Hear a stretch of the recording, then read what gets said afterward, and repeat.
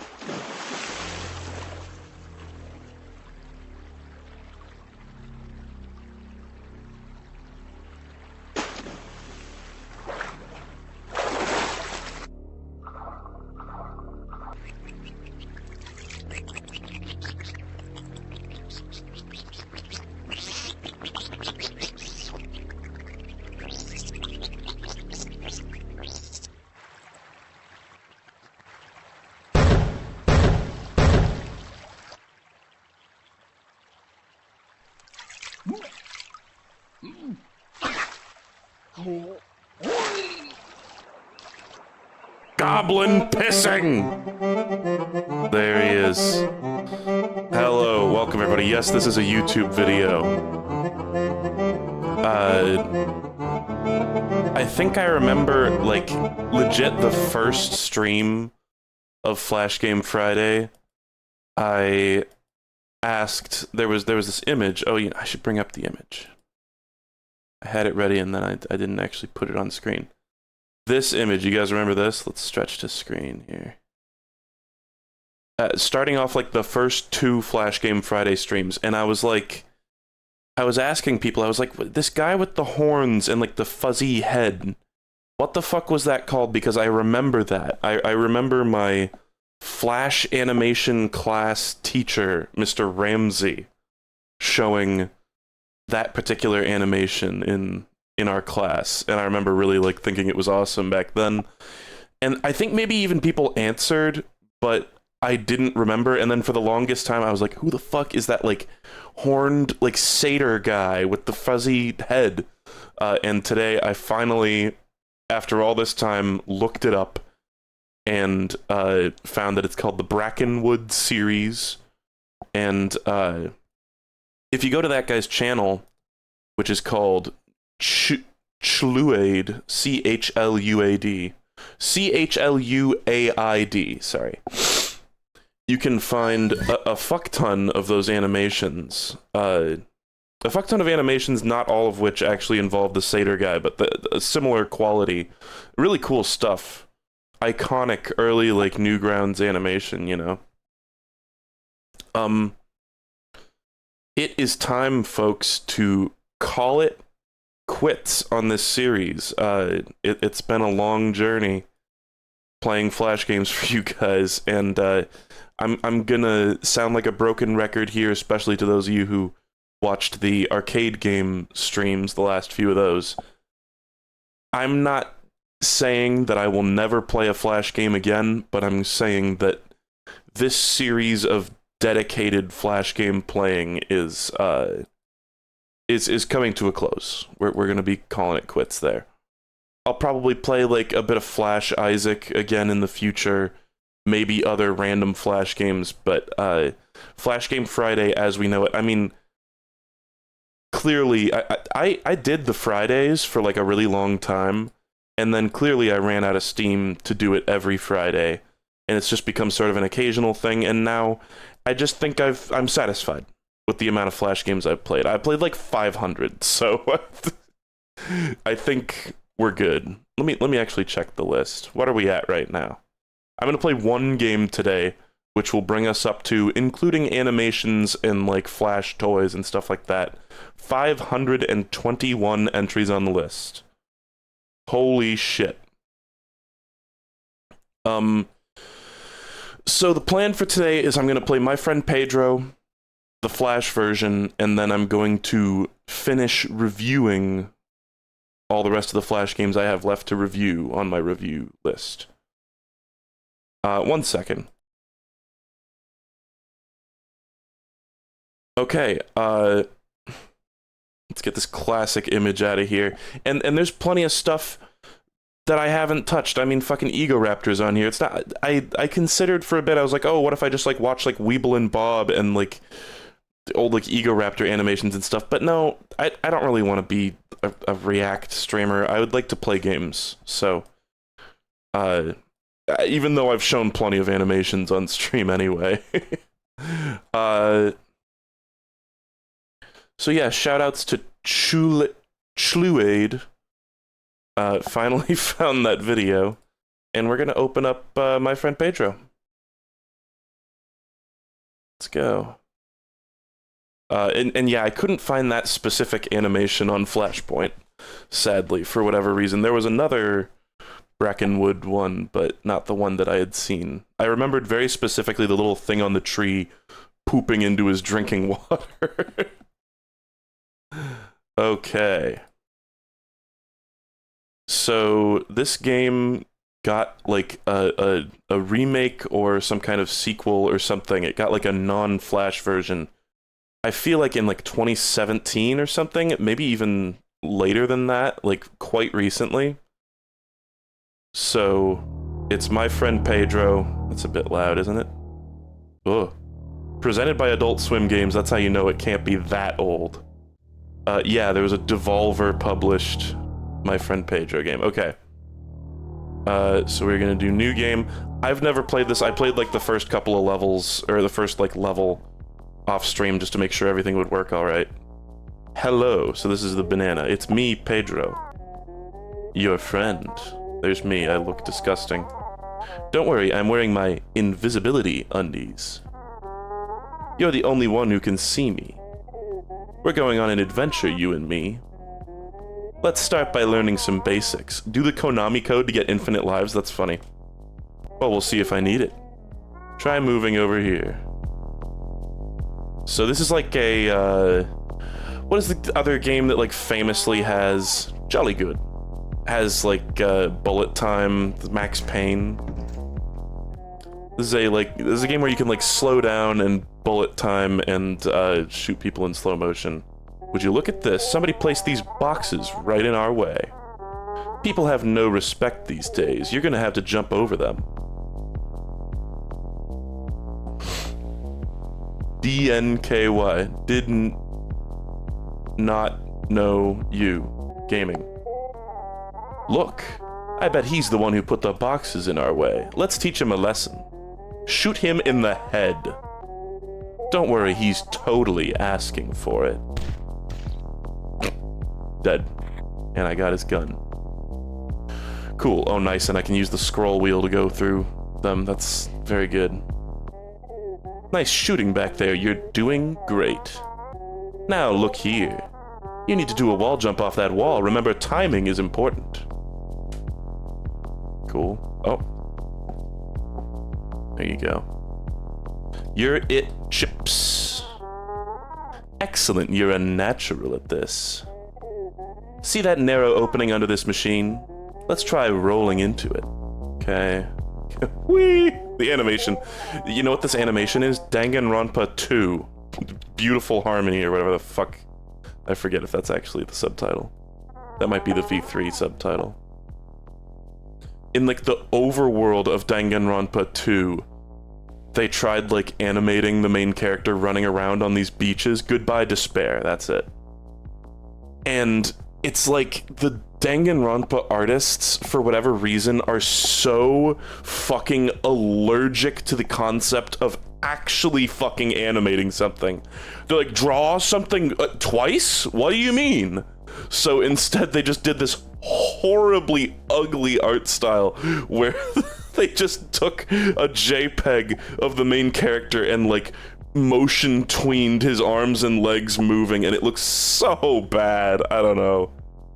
I just think that shit looks objectively bad. Here, it's a little more excusable because it's like a weird, lo-fi, grungy Flash game, and not like fucking super polished anime visual novel.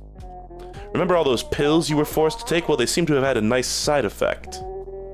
You can slow down your perception of time. Isn't that cool? While slowing down time, you can perform stunts in the air. You'll look like a total badass. Okay.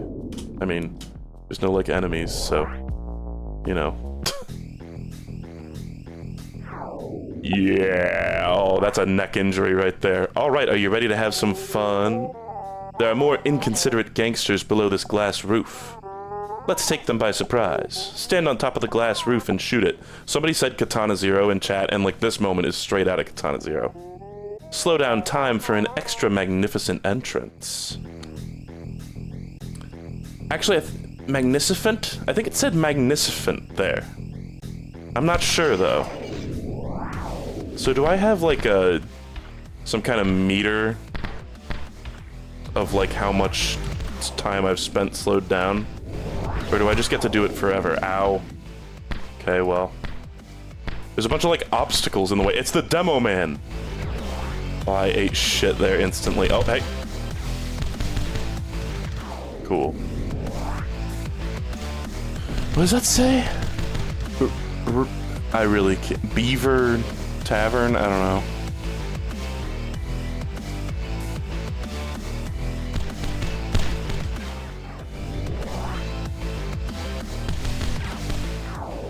Okay, I gotta get that health kit. The music is so, like, epic, derogatory. So yeah, it's kind of like Katana Zero shooting. Was I supposed to, like, go up back there, though? Is this good? Am I winning? Shotgun. Oh, I tried to back out, but it was already fading out. Yeah. The classic jank 2D shooter game moment. I'm trying to duck so hard. Really, you just hit down. Classic problem of I'm inside your body, and thus can't shoot you because the bullets come out of the end of my gun. Okay. I feel like I'm doing terrible, like just awful. I don't know, it feels like slowing down time doesn't really do much for me. I didn't want to go up those, dude. I didn't press up.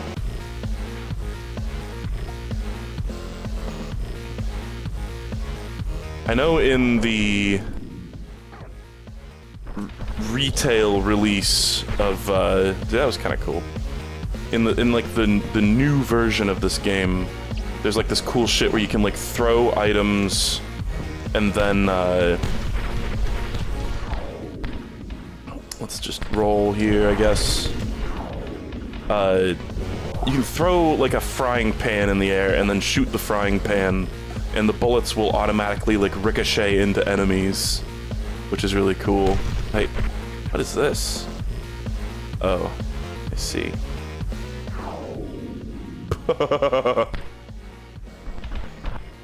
Hi, Demo Man. Oh, is that a hostage? Let's maybe be careful there. I wonder if this is before or after Hotline Miami. Let's jump down there, I guess. It seems like there's kind of optional paths.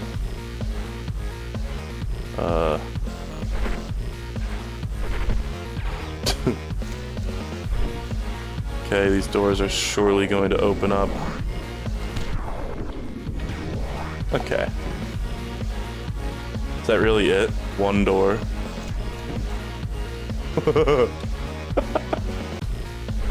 Yeah, boy.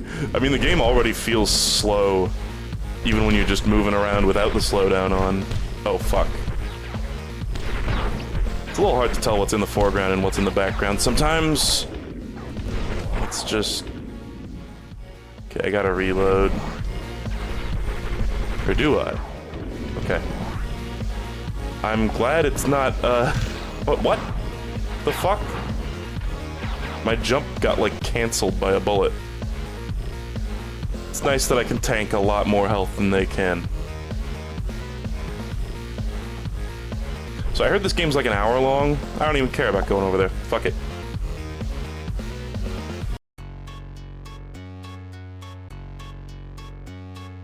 Can't roll on stairs. Makes sense. Okay, shotgun. So I don't know really what's going on with the story of this game. I blew his fucking head off. Okay. Now this is more my style. I was recently replaying Hotline, or no, not Hotline Miami. Fucking nice. Half-Life 2 Episode 1. Because I was thinking about Valve's like commentary mode. And I was like, man, it's such a shame that Half-Life 2, oh god, doesn't have that. I'm fine, though? Huh. I also have double SMGs. Have I been using those?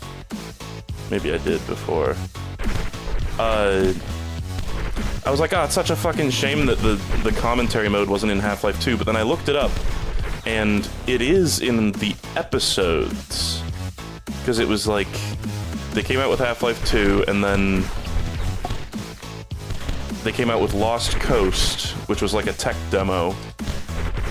And then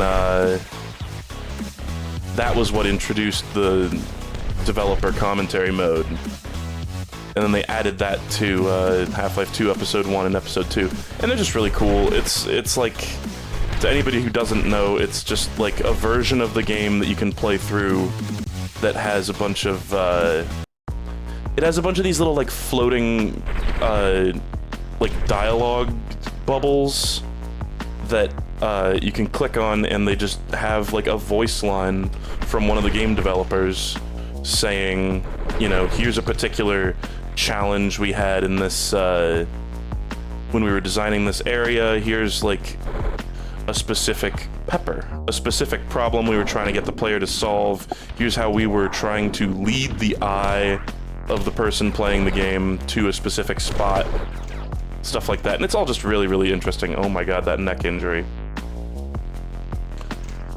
It's really, really cool. Would recommend. I'm gonna go through episode 2 as well when I get some spare time. I thought about streaming it, but I thought it might be a little dry, because a lot of it would just be me sitting there listening to developers talk. I wouldn't have that much to add besides this is so fucking cool. Nice. I love rolling. That's like weirdly the most satisfying part of this game. So, seems pretty story light, by the way. This game. So what, I've got an assault rifle? Is that what this is? I think I can just slow down time infinitely, by the way. I don't think there's a limit. Which makes it kinda like I should use it more.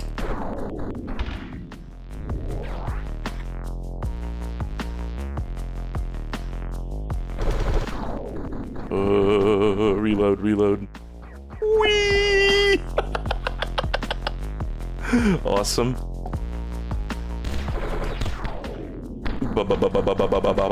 Okay, here we go. Here's where it gets cool. The health kits don't really do a ton, though, do they? Whee! It's a shotgun. I'm like 90% sure that what I'm currently using is not a shotgun. Gotta go up the stairs here. Whoa. I like the graffiti in the background, too. It's got a fine look. Pepper. For a second I thought that was money. I would assume that the full release of this game is, or the new version doesn't run at quite this speed. Like, this is just so, like, it feels so sluggish. I don't know. Shit. Oh fuck, am I gonna have to like loop around? God damn it.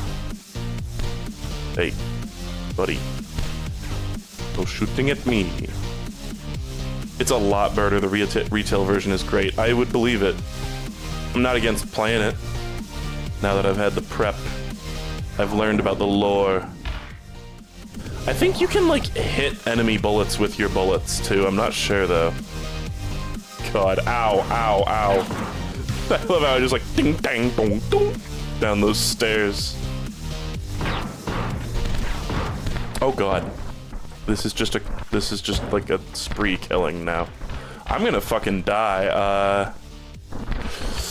Piss. I died. So what happens now? Restart level. Okay. Fine. Do I actually have lives? I don't see them anywhere. Damn it. Reload. So I guess it's been a little while since the beginning of the series where I kind of like talked about why I did it. And I don't know, it feels weird to say, but sort of what Flash games mean to me, kinda. Because when I was a kid, I'm just gonna story time here for a second. When I was young, I was not allowed to really play real video games. My parents did not want to get me, oh god, did not want to get me consoles or anything, because it was very much that era of like, video games are gonna turn your kid into an evil monster, Watch out. Oh my god, this part's hard. Just wall jump. Yeah. Oh my god, yes. Okay. That was relatively slick. Even though I lost more than half my health. So, you know, it was... Oh. Have I reached the end of the game already? Stop. This is it. The time has come. Eat me. There's no time to explain. Just do it. Am I gonna get a power-up, or is this the end of the game? Eat me, he says. Cool black borders. Am I winning? Oh. Oh. Is that actually the end of the game? Oh my god, am I playing?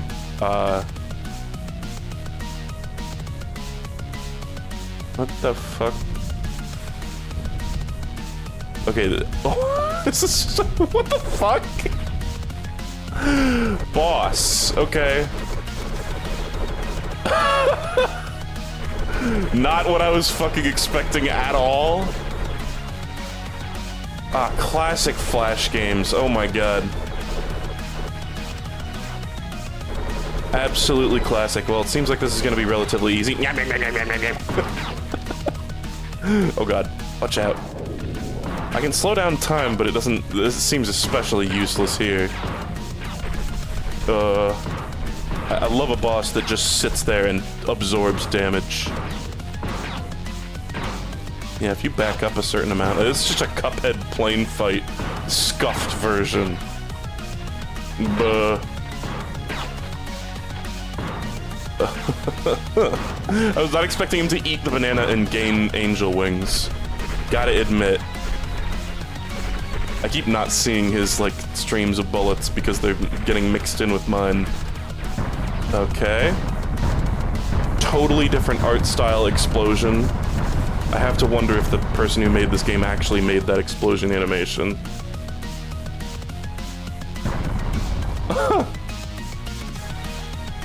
You win! Awesome! Man, every game should end with the main character exploding and then it says, you win. Wow, well that took... Why did How Long to Beat say this was an hour long? This was like 20 minutes. Cool, very cool. Why does it say loading? I think it's trying to load an internet-type asset. That's funny. Okay. I guess I'm done with this game. Return to main menu. Achievements. Heads up for 20 headshots. Death from above. Killed 8 gangsters in midair. That must be in the final zone. Guns don't kill people. Kill 20 gangsters with a knife that I had no idea existed. Kill 3 gangsters after a wall jump. Blow 20 gangsters into pieces. Yeah, we saw some nice jibbing. Finish the game with full health. Goddamn. Okay, well, I guess I'm done. Clear saved data. Very cool. That was a cute little game. It was very short, though. Like, geez. Gee whiz. Okay, wow. Well, that happened. Well, I guess that happened. Hold on.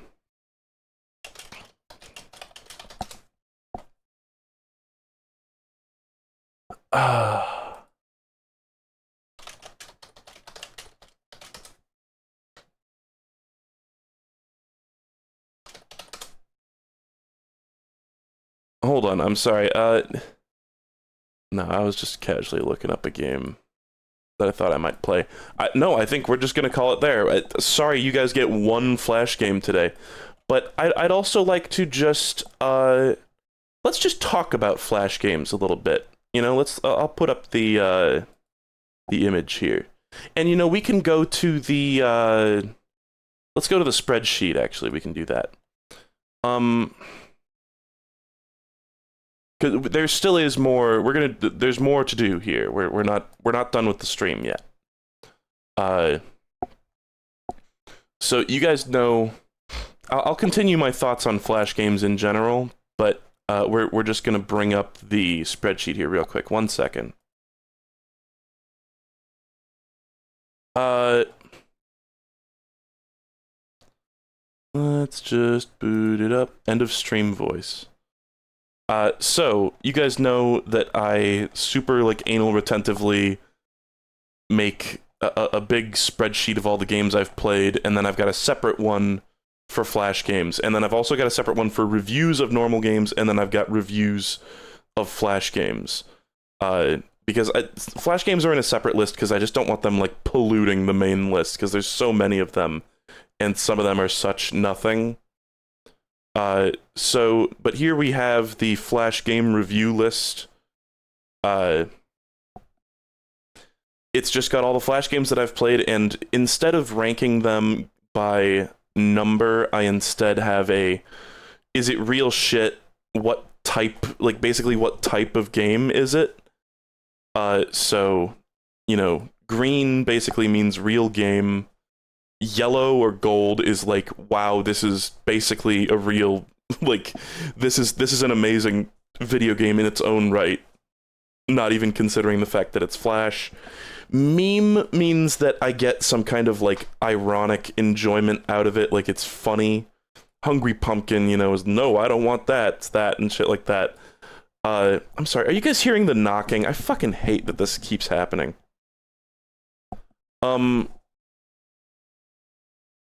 It's like basically like every 3 seconds my headphones just go like, and it's like, stop, no, there, it did it again, stop. Like, I'm not moving. Why is it creaking? Ugh, that's so annoying. Like, I just know it stands out way more when there's nothing else in the background. Like, I need, like, game audio to, like, drown them out. So yeah, and as you can see, I'm about to shoot myself in the head. Like, stop! Stop!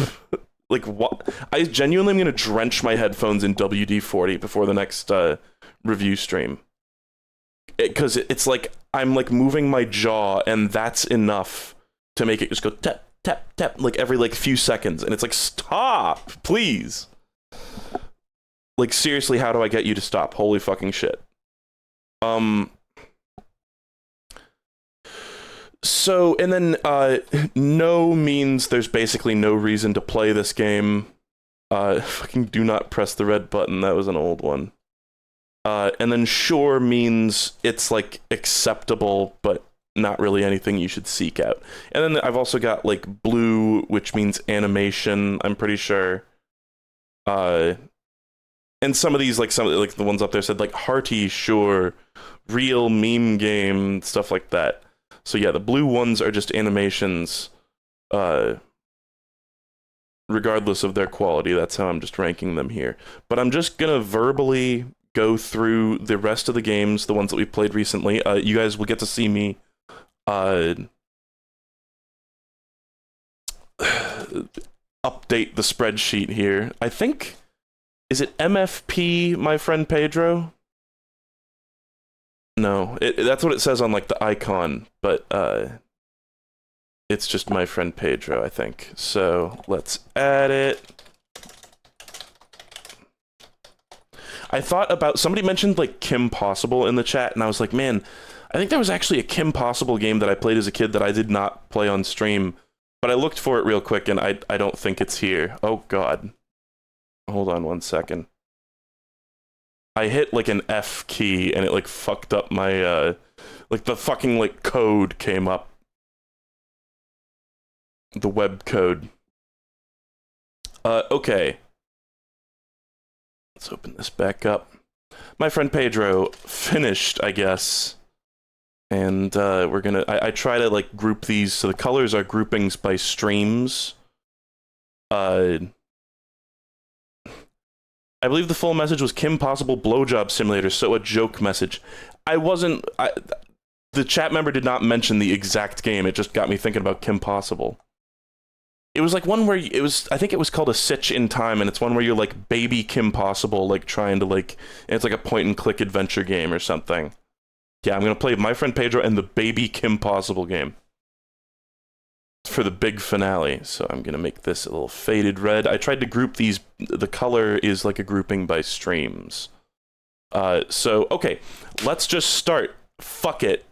Grapefruit's Flash portfolio, I'm going to class this as an animation because it was basically all animations. There was, and it's also like a big group of like little games that I made. I think this was a really fun stream, honestly. There was like there were a few games in there, but they were all games where I like stole the code and like replaced assets. I'm just going to class it as an animation. I'm not going to review my own old animations, but it was a fun experience to go back and look through all of them.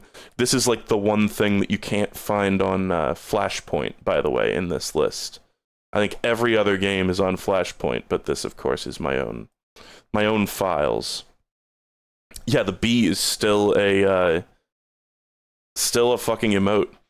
I'm genuinely gonna go get a can of fucking WD-40 right now. I have it. Actually, I have it right here. It's literally right here. Taking off my headphones, I'm spraying WD-40 on it. Stop! I'm WD-40ing you right now. Okay, there you go. Now don't do that anymore. Now don't do that anymore, please. Stop doing that noise, please. I'm spraying my headphones with WD-40. I doused them. And I'm wiping them off. Stop. Stop doing that noise, please. Every, like, 1/2 of a second. It's my right earmuff, too, that does it. Okay, are you done? Are you good? Are you fucking good? Are you gonna be cool now, headphone? Are you gonna be fucking cool? You don't have to go, every, like, 1/2 a second? It's not doing it anymore. Jesus fucking Christ. Okay. Anyway, it was fun to go look back through my old Flash animations, but, you know, it's kind of a thing of its own. You know, special. Let's just call this. Also, when I ended the last review stream, I called Avoiding Angry Birds it's shit. Take that for what you will. No, green is already taken. Let's say red. Okay, Breaks Out. The headphone's actually fixed, by the way.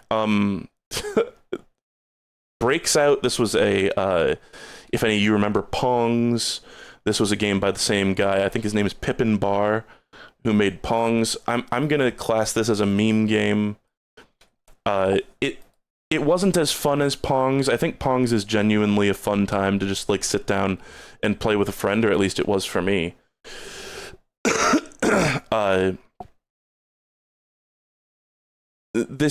Breakout is just not a terribly fun game. So even like, you know, there were some funny joke versions of Breakout. There was the one that had like it had like 1,000 tiny little blocks to break instead of like 50, and that one was just obnoxious. I don't know. He's saying that a meme could never be good or real. That is like the most words anybody's ever crammed into my mouth before. No, it's not really enjoyable on its own. Like when I say meme, I mean the enjoyment of the game is not actually from enjoying the fucking game. It's like it's a joke. Even they can still be well made, highly enjoyable, but it's like as a game it doesn't yeah, I get it, you're kidding around. I don't know, but yeah, and it's good to make that clear that I'm not saying that by it being meme, it like precludes being good. This one I didn't find quite as enjoyable as Pongs, but it was still fun to just like mess around in. It's just a bunch of different versions of Breakout with like weird different rules, basically. Okay, Run 3, this is one that appears on the list like a few times. Let's just copy the godlike from when I reviewed it previously. I think it's actually going to show up here and down here. Godlike. It's an amazing game. Genuinely, okay. I know the headphones bit has been going on. I feel like this is a very like Jerma core bit, but the left headphone is now doing it. The right headphone has not done it one time since I sprayed it with WD-40. So I'm actually just and for your enjoyment, I'm going to leave it. I'm going gonna leave my mic on while I do this. Just gonna hit the left headphone. A little bit of that good stuff. Wipe it off. I don't care if I get a little greasy in the process. Yeah, la da dee, la da doo, la da dum. La da dee, la da doo, la da dum. Oh, I'm inhaling fumes right now, my man. Okay. I hope that fixes it once and for fucking all, because that has been pissing me off so much. And, okay. Microphone headphones should not have this issue. Whatever. Okay. Alright. Run 3, incredibly long game. I mean, I already reviewed it, so whatever. But incredibly long game. Kind of like unreasonably long for a Flash game. So long that I played it for 3 streams and still gave up. It's so quiet now. What's so quiet now? What do you mean? The audio readout looks fine. Is it weird?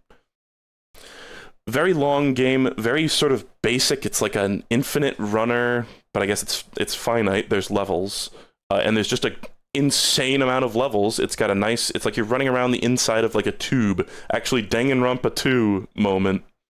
It's a logic dive. This game is basically a logic dive from Danganronpa 2. Yeah, that's right. I gave you guys a bath. Very fun, very cool game. Simple, good music, basic graphics, but it doesn't need anything else. So, holy shit, you're right. It is a logic dive. It's literally just a logic dive. But better. Guys, Danganronpa, I'll review the Danganronpa games in the actual review streams, but, Danganronpa V3 has this stupid little mini game where the like sort of quiet and shy detective main character like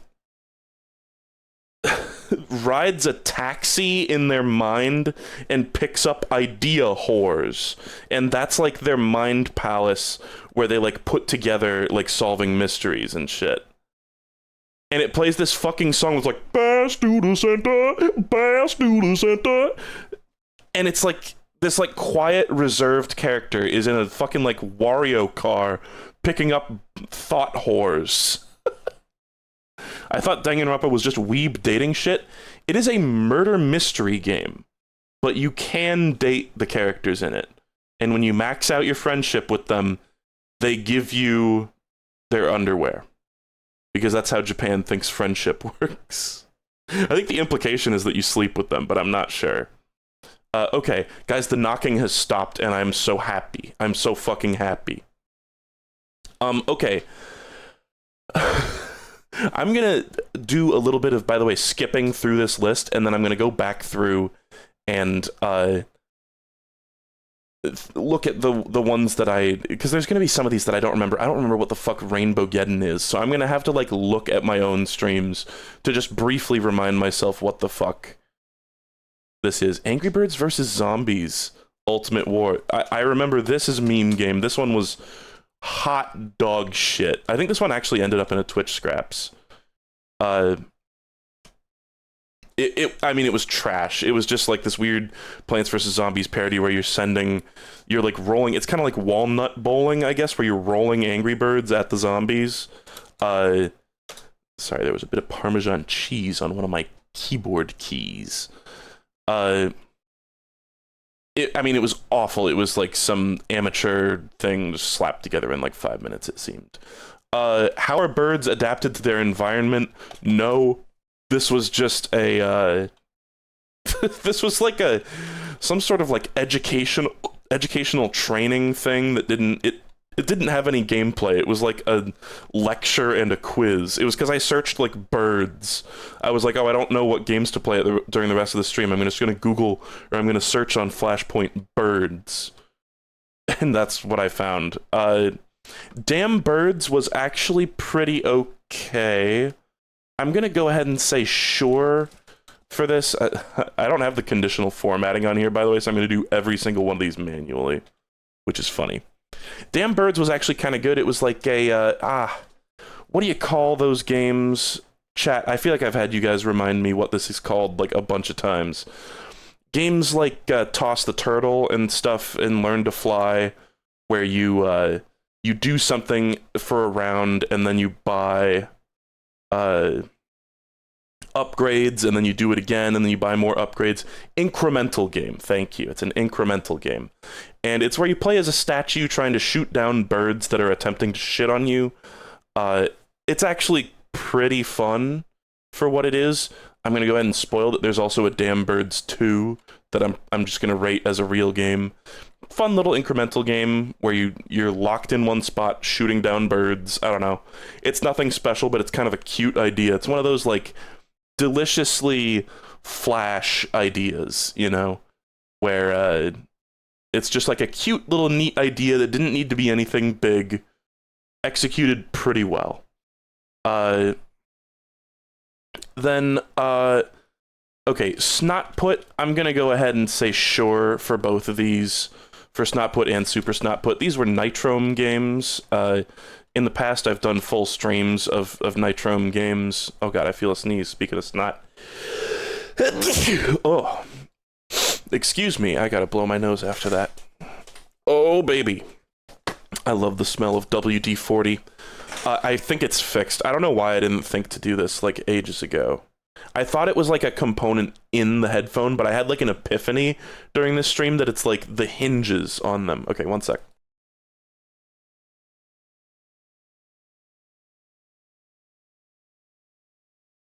Okay, oh. I did a Nitrome stream in the past. Let's see if I can find it. I mean, we did Mutiny in the stream with Mitchell. Actually, where is it? Did I not, like, label it? Or did I do them in a, because normally when there's, like, a, special category right here. Did I miss it or something? Maybe I should, fix that. Don't shit your pants. Or did I go right past it? I have no idea. Okay, whatever. Maybe this was the Nitrome stream and I just didn't really have so many to play, because I was like, oh, because when I think about it, I was like, oh, Nitrome, oh, they were so awesome, so many games. And it's like, I only actually played like 5 of them and they weren't even that great. Like, Mutiny is in a class of its own, but like, Mutiny is basically just an amazing, I literally like it better than Worms, but it's like a Worms style game. All the rest of these were just kind of whatever. Like, Worm Food, I think, was a worm, like a Tremors worm type game. I'm gonna go back, this little group of games I'm gonna go refresh my memory on later, though. Hummingbird Mind, like, they all ring a bell, but, you know.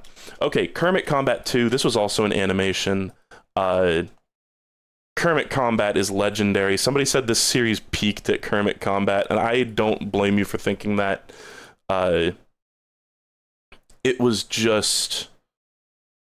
no, because Mutiny was part of the... Someone said Control F Mutiny, because that was during this stream. That was right here. We also did Nitrome Must Die.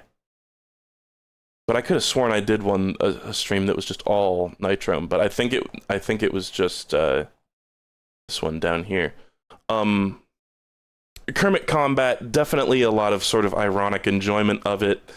It's like that classic juicy, like, old Newgrounds Flash style, where the classic joke of cute cartoon, or, like, I guess here puppet characters swearing and doing inappropriate things and, like, shooting each other and shit. Definitely a weird ass series. It was fun to look through, and I remember I made a video about it or something. I think in one of the main channel videos. I think it was like Tales from Flash Game Friday. I think the original creator of Kermit Combat, like, commented on it, and I was like, oh, and he was like, oh, this is cool.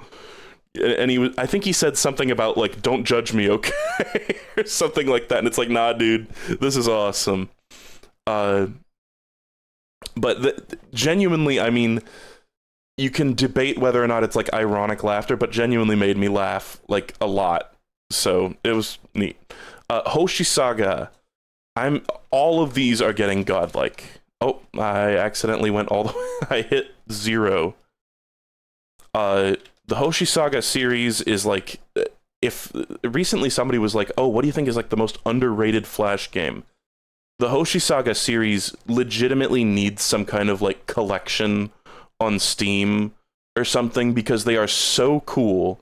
These are just neat little puzzle games where it's like a bunch of unique puzzles where it's like there's a ton of different levels. The goal is always to find the star, and that can involve any number of steps doing any sort of like weird fucking thing to like create a star, like form it out of the environment or something. It's really, really, really cool and really fun. By the way, this is... Oh, I got a little tear in my eye. One of the last times I'll ever say this, probably.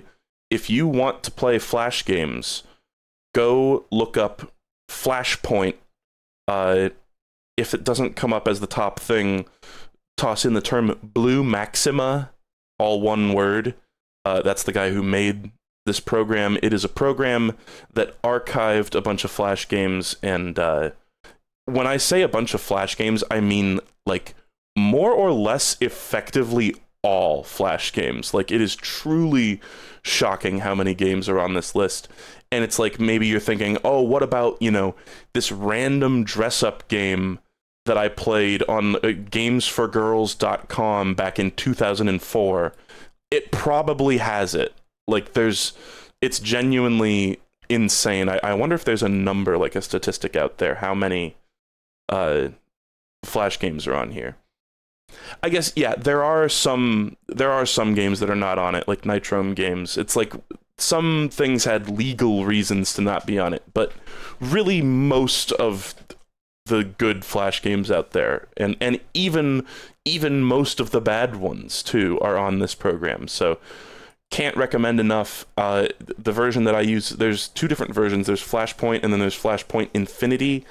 I use Infinity. It's basically, if you download full Flashpoint, it literally downloads all the games onto your computer, which takes up, like, you know, a couple of terabytes. So if you don't want to do that, get Infinity, which has this system where you, when you click on a game, it automatically downloads it for you without downloading the, like, terabyte of games. So anyway, if you want to see, somebody said, do you remember what number the Hoshi Saga streams were? If you look here, let me see if I can just... If you would like to watch any of the streams of these games, I'm going to put... This is going to be in the description of the video, and it's also going to be in chat very soon. I have a version of this list that has links to the VODs. So here you go. That's in chat. And it will be in the description of the video as well. So if you want to find any of the streams of these games, you can just look and Control F in the spreadsheet and find the game that you like and find the stream that you want to watch. Okay. So Hoshi Saga, all these games are very similar. They're basically just more and more iterations of the same. When we get to the Minano ones, those are different. But like all of these godlike... Oh, wait. I guess there's the link. We're just going to go ahead and say godlike, godlike, godlike. And then I might as well just do these two. The Minano ones are less good. Minano means everyone's, I believe, in Japanese. And these are like, to my knowledge, they're like collaborative fan works of Hoshi Saga, or they're like not made by the original creator of Hoshi Saga. So the quality and art style of the different minigames is like all over the place. They're not as good as the normal Hoshi Saga games, but they are still, I would still consider them real game. Definitely just, if you're playing through this series, get ready to be slightly let down by the Minano games. Okay. Let's move on. This was the stream with Lark. I'm going to need to refresh my memory on some of these, too. I think... Didn't I play KND Ice Creamed twice? Yeah. I gave it a sure before, which I agree with that. See my old review of it if you really want to hear my opinion. It's actually like a pretty cute Flash game, but it's just not really much of a game, and it's not really challenging at all.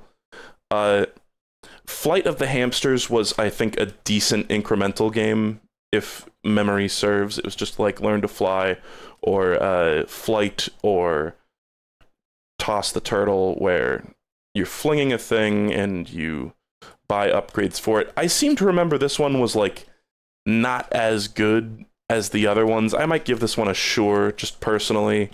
But it was fine. Then Learn to Fly. This one I've also reviewed. I think, honestly, I would probably give it a godlike. What did I give it up here? God.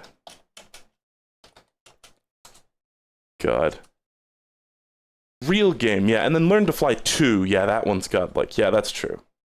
There weren't upgrades in the hamster one? Huh. I believe it. Oh, wait. Let's take real game and put it down here. Flight of the Hamsters was one that I, like, didn't pay a ton of attention to because it was more Lark's thing. Spank the Monkey. This one's actually quite fun. This one I think I would consider meme, but it's like a virtual test your strength game, basically, which is kind of funny. Where you're just trying to move your mouse on the screen as fast as possible, and you can kind of do jank shit where you like move it off one side of the screen and then move it around to the other side of the screen, and it goes like infinitely fast. And it plays a really funny song, or plays like a really satisfying song when you get a really good spank. I love that this is number 420, by the way. It's actually like a pretty clean, funny little thing to mess around with for a bit, but you'll play it for like 10 minutes tops and then be done with it for the rest of your life. Harem Scarum, I believe, was another one that I gave that a sure. Okay. I think I'll stick with that. It's like a basically acceptable platformer. I remember having fun with it as a kid, but as an adult, it may be lacking. It's like acceptable. It's a Billy and Mandy game. It's a Billy and Mandy game where you throw like toilet paper and glue and shit. And it's got some sort of funny little animations on its enemies. I don't know. It's like a Halloween-themed game. Clickamajigs Black Licorice. This one's also meme, for sure. It's like one of those, like... It's like a virtual greeting card type thing, right? And it like jump scares you. There's like these little kids and they're like, oh, we want candy, trick or treat, and then you give them black licorice and they're like, I don't like black licorice, and it like makes a scary face or something. And I remember it not even really being that scary, and Lark was like super embarrassed because he was like, oh, it's like not even scary, but it's one of those things that just freaks you out as a kid even though it's not like really that terrifying. Didn't Nickelodeon do Clickamajigs? Maybe. I don't know. Lego Studios Backlot. I'm gonna go ahead and just say no here, but there was some ironic enjoyment to this one. It was like a 3D walking around Lego game, and the funniest part of it was that we were able to like get out of bounds using physics objects like really easily. But it had so little substance to it, and it was one of those games, one of those like early. I don't know if it was Flash or if it was like HTML5 or something. Like Shockwave or whatever. I still don't know to this day really the specifics of that kind of stuff, but it seemed like you were just supposed to go, ooh, 3D, 3D web game, impressive. Junkbot. This was hold on, I gotta itch my ear. Junkbot was like am I thinking of World Builder? Fuck, Junkbot was actually quite cool, wasn't it? Let me just look it up on Flashpoint real quick here. Yeah, no, this is the one that I was thinking about. These were all Lego games, because I guess Andrew played a bunch of Lego games as a kid. Junkbot and Junkbot Undercover were kind of Lemmings style games, basically, where you're trying to like place things for a little automatically walking character to walk over. And I remember playing a Neopets game that was quite similar to this too. I'm gonna go ahead and say sure. Maybe Lark would disagree with me, but these were neat but like acceptable, kind of boring. You know, we just played them, and I'm not trying to like shit on Lark's taste here or anything. All of these are openly things that are just pure nostalgia value. I'm sure he would not, you know, jump to defend Junkbot. And then Lego World Builder, I don't know if I remember. I'm just refreshing my memory here too. Oh, yeah. These were kind of neat. I feel like I don't even really remember how they, like, what the goal was. But it was like you're driving around as, like, a little car, and you're, like, placing Legos on, like, that sort of, like, sheet Lego. These were also neat. All these Lego games are so, like, kind of dry. and kind of, like, dull, in my opinion. We're gonna give that a sure as well. Kitten Cannon, I think... Something tells me that was another incremental game. And by the way, when we get closer to like the more recent streams, I'm of course not going to have to do this. Yeah, Kitten Can, it was a launcher game. I don't think it was an incremental game, but it was another launcher. Just straight up, this one just feels like a rip-off of Toss the Turtle. I'm also going to give this one a sure. My lack of personal attachment to these games is maybe showing in how many gray blocks there are. But I mean, there have been streams in the past, yeah, like this, where I give like half the games a sure. Which again, sure just means it's like acceptable quality, but nothing really that enjoyable. Let me just... I've actually been having decent success searching things on Flashpoint. Ski Runner, that was a that was like kind of a meme game. It was sort of a silly thing, right? Where, and I think I remember playing it as a kid actually, very briefly. Yeah, I'll give both of these meme status. It's like a game. It's one of those like it's like a precursor to like the MLG 420 like distraction games, where just like a bunch of random bullshit comes up on screen as you collect more and more things. Not really substantial as a game, but as a little joke, it's fine. Okay. Haunt the House... Oh, God. Don't Escape, I remember being quite neat. So this was a spooky games stream, and escape games were such an empire. Like, talk about, like, dress-up games and escape games, I feel like are some of the most... popular Flash game genres, where there was just tons and tons and tons of them. And this one was sort of a subversive take on the escape game called Don't Escape, where you play as a man who is going to turn into a werewolf at midnight, and you need to like tie yourself up and make this sort of like inescapable puzzle room in order to make it so your werewolf self doesn't escape from the room. I thought it was actually quite cool. Then Effing Worms is so godlike. That is a really fun game. This was another weird subgenre of Flash game, was like I said earlier, Tremors worm games. So satisfying. It's just where you're a giant fucking monster worm and you're just like sort of dipping through the ground trying to eat people, and you know, eventually they send tanks after you and you're like blowing up the tanks, and you get these upgrades, you can get wings and stuff. It's really, really fun. And it's all these effing games in the effing series are so high quality, and they're the kind of game that you sit down and play for like 15 minutes and you're done. And it's a really satisfying experience, really well made, and it's just like, it doesn't drag itself out for too long. It's just good. Just simply good. Scooby-Doo 2 Escape from the Coulsonian. This was a meme for sure. It's just a shitty, like, escape puzzle type game with the infamous, incredibly scary jump scare in it. It's like just some random Scooby-Doo 2 movie, like the live-action Scooby-Doo 2 movie. Live-action Scooby-Doo movie 2, I guess.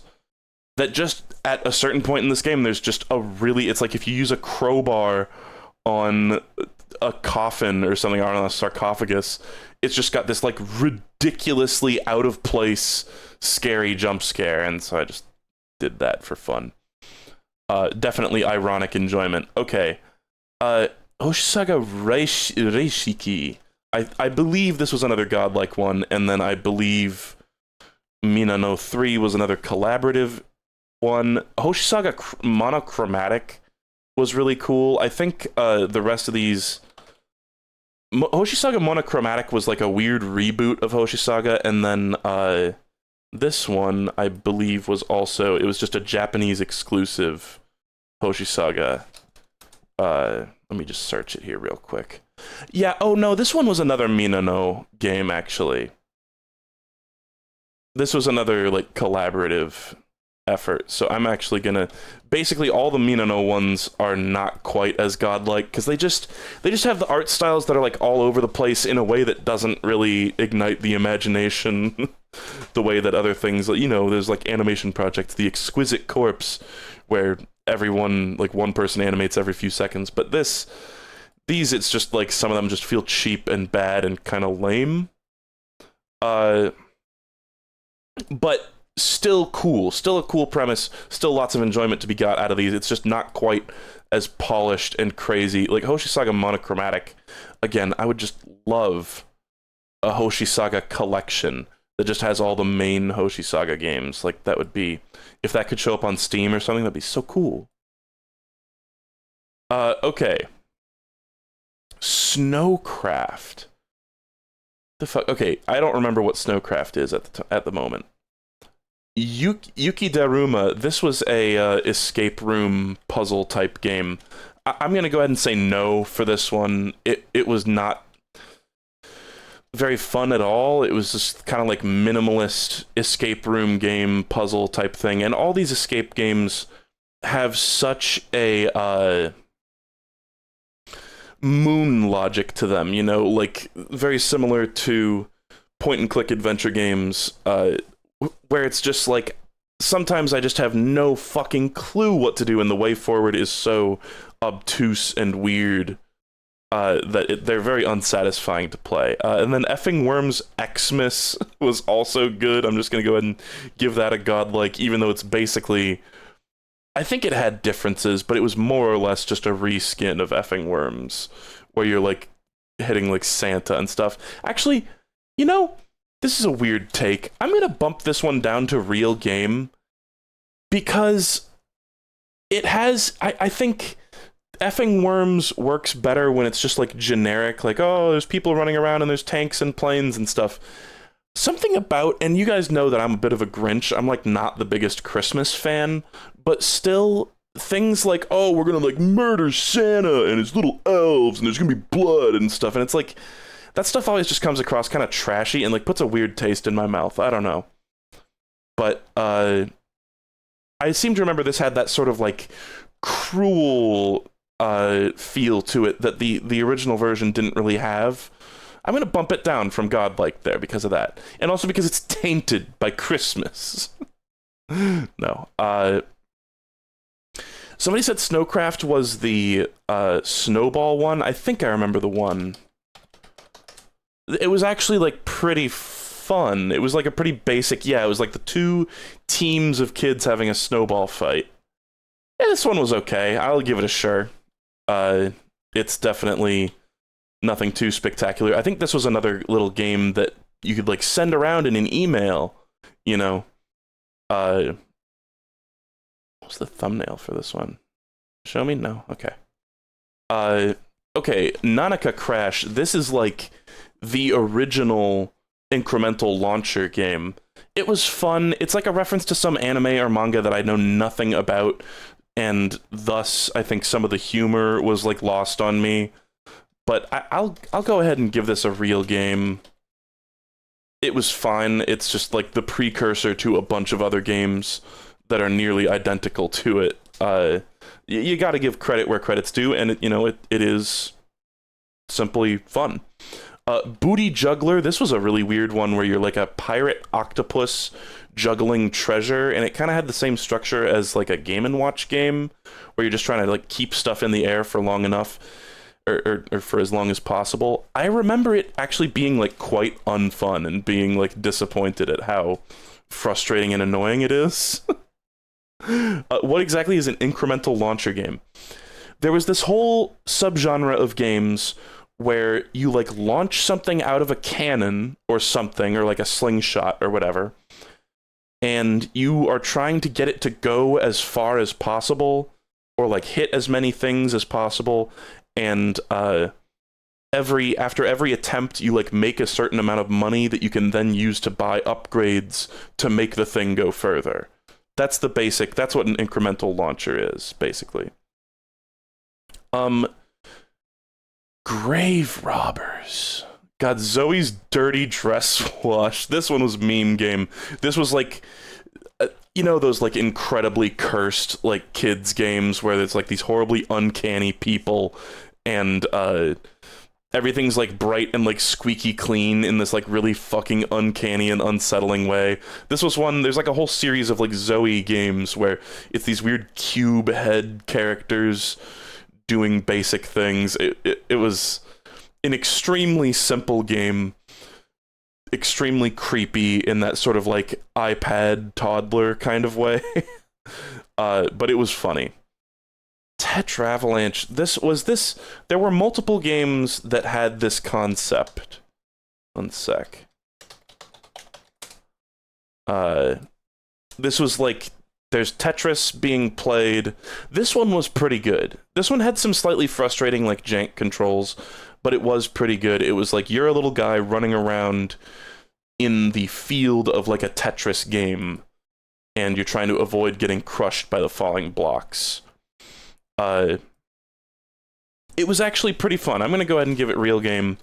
It was enjoyable, but there were some times I remember it, like the jump button was like kind of jank and would like stick sometimes, or the controls would like drift. There were just some things that were slightly like annoying about it, but it was, I think, the better version of that concept, because there was another game on this list. I don't know if it's coming up or if it's before, but I think it's before. But the better version of that concept, it was pretty fun. SpongeBob Saves the Krusty Krab online version. I'll just give this one a no. It was another one of those games where it's like, ooh, 3D browser game, and I don't know what online version means. I didn't see any online content, but it's just like you're playing as SpongeBob and you walk around like picking up fucking jellyfish or whatever. It was like there was like no substance to it. I think there was like an annoying time limit. The controls sucked. It looked like ass. I don't know. It was like a nightmare. Among the Clouds. This was actually a good one, right? Among Us? Among the Clouds. This one was okay. This is one that I barely remember. I think it was like a little arcade-style thing where you're a little guy floating in a hot air balloon, trying to like collect things and dodge obstacles. I don't really remember too much about it, which probably means that it's a sure. Again, this is not the most prestigious list. I'm not putting these under insane amounts of scrutiny. It was nice and peaceful, but it didn't really have much to it. Let's actually, give me 1 second here. Flash Game Friday Fruit Salad playlist. Can I have the playlist, please? It's gonna be like one of the oldest playlists on my fucking channel. Let's see here, 77 videos, by the way. This will be part 78, and that'll be the end. I just want to really briefly look at Among the Clouds. Yeah, this was... I was wondering if I was maybe getting this confused for another one. But it's quite a slow game, just sort of arcadey. Yeah, that's a sure, definitely. Hold on 1 second here. Alright. So, Effing Hail, this is another godlike one. Whoever it was that kept making, I don't know the developer of the Effing games, but Effing Hail was also incredibly fun. It was one of those ones where I'm like, I can't believe this is a Flash game. It's like so polished and it looks so clean and nice. And it was just about like creating hail. It was like, oh, there's this environment with a bunch of floating particulate ice, and you like grab one of the dots and sort of drag it around and make it into a larger hailstone, and you're like throwing it down at a city to like destroy things. And it was it was just very fun. It was just simply very fun, polished. Again, it's a little short experience. They'll take you like 15 minutes to play and you will walk away satisfied. And I think like that's a mark of a great Flash game in a way right there. Although some of the best Flash games also take way longer. Super Mario Sunshine 64. This is another one kind of like Super Mario 63 in the past, which speaking of long Flash games, Super Mario 63 I spent 3 streams playing, I'm pretty sure, or something like that. Soundly beaten. I think I actually, like, I say soundly beaten, but I think I actually took my leave before the end of the game because it was so frustrating. These are like attempts. It's like Super Mario Sunshine 64, I think, was the precursor to Super Mario 63, and it's basically an attempt to make a Flash version of a like Gammon Soiree Mario game. In the same vein as Mario Sunshine or Mario 64 or Mario Galaxy or whatever. Mission-based Mario game where worlds have a bunch of different objectives.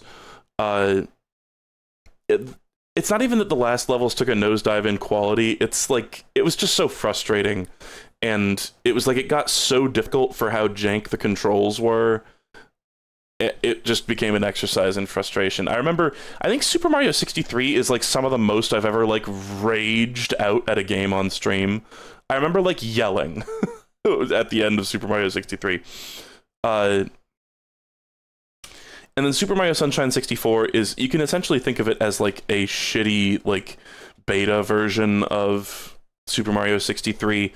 I'll give it a sure. It's more impressive that they were able to like make this than it is actually fun to play. It's like you have FLUDD, you're floating around with FLUDD, and I don't know. It's also, there is some ironic enjoyment to be had because there's like a bunch of shit like, oh, like words will just be misspelled. I think this is the one that says saved when you save. They like just, there was a typo and they added an extra I and it just says saved and stuff like that. Crusty audio quality. There's some things to giggle at in here, but not quite meme game. Sayabon Action. I remember the little like ASCII guy. Sayabon Action was what? This was an animation, right? This wasn't even. Oh no, this was like the this was during the Rage Game stream. Sayabon Action was like a Kaizo Mario type of game. I think I remember this one being kind of funny. Like, I think I'll give this one a meme, and then a lot of the rest ones on this stream a no.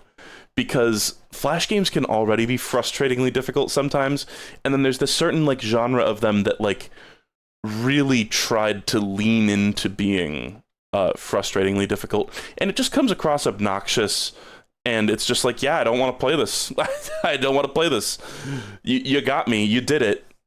Bloons Insanity was particularly unfun. That was just, like Bloons, the actual Bloons games, not the tower defense games, had already some ridiculously difficult levels. Like, the difficulty curves are all over the place, where you need to make these, like, stupidly precise shots, and Bloons Insanity just basically takes that and cranks it up to 10.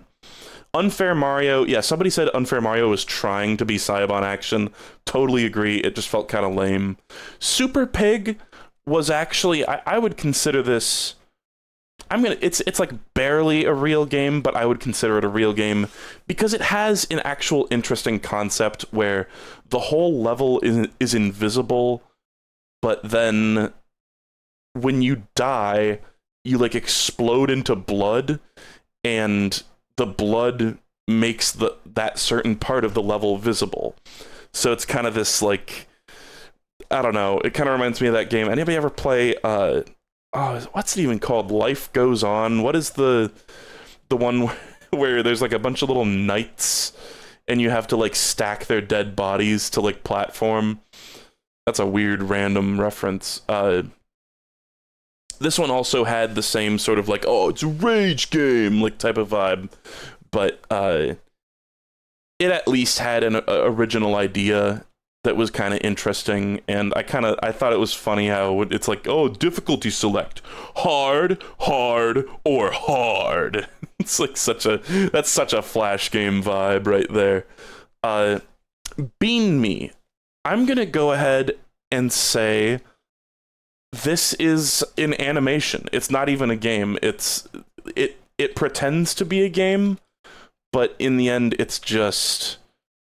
This is literally just an animation of Garfield sitting at a table, and you press a button to make him drink increasingly strong coffee, and it like makes his like head blow up and stuff. And it's just an animation where every once in a while they make you press a button to make it keep going. So I remember, watching this or playing it as a kid. That's why I played it on stream. It was like I was gonna play these 4 like rage games, but then those took not nearly long enough, and so I just added some extra stuff on here.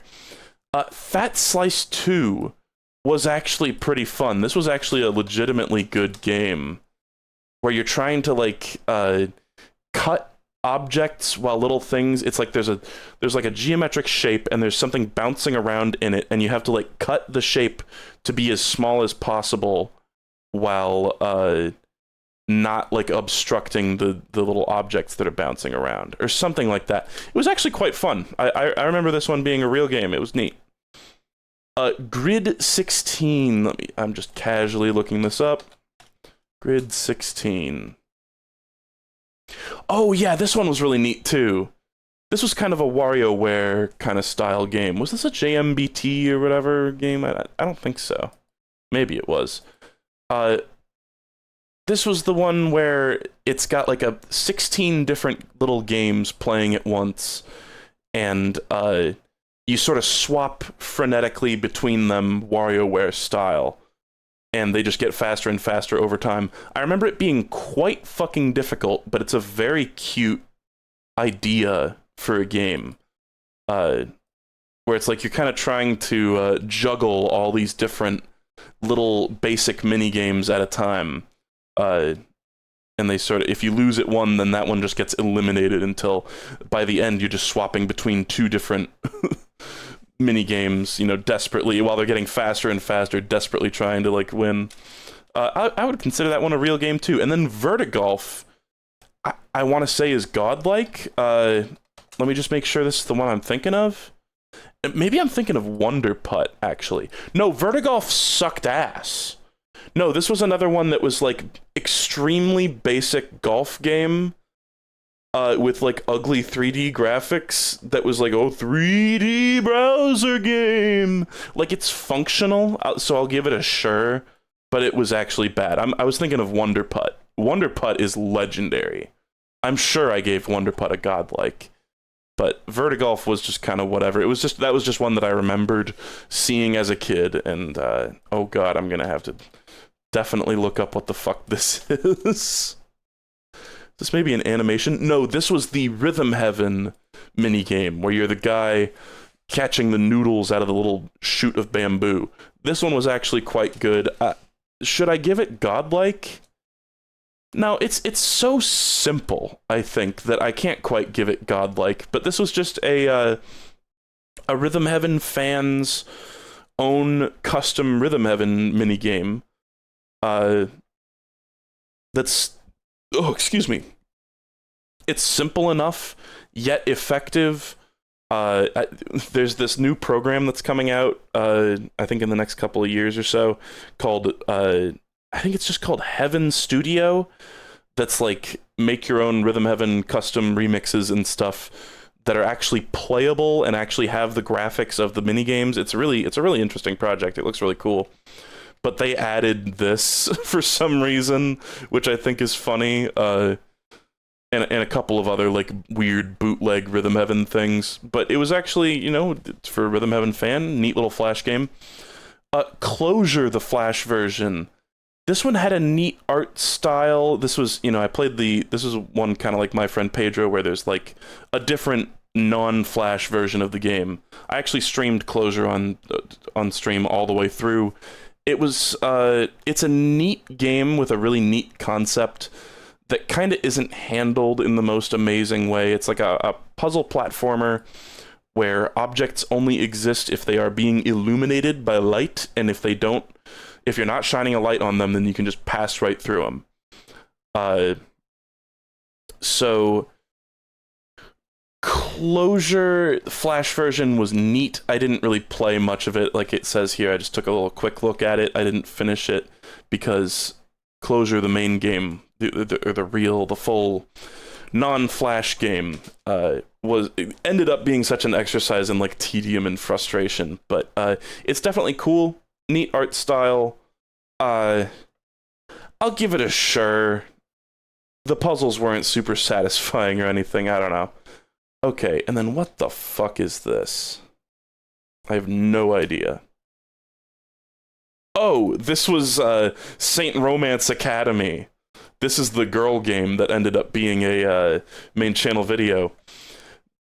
This one's meme. It's not actually a fun game in its own right. It was just funny. This is the one where you're a girl walking around like a anime high school, and you like use a love laser to woo boys, and then the boys like float behind you with hearts in their eyes. It was definitely funny. It's not actually an enjoyable game. It's not even really that well made, but it was certainly ironically entertaining. Bionicle Motonui, the online game. This was just a nostalgia hit. It's a point-and-click adventure in the Bionicle world. No, I'm gonna go ahead and just say no.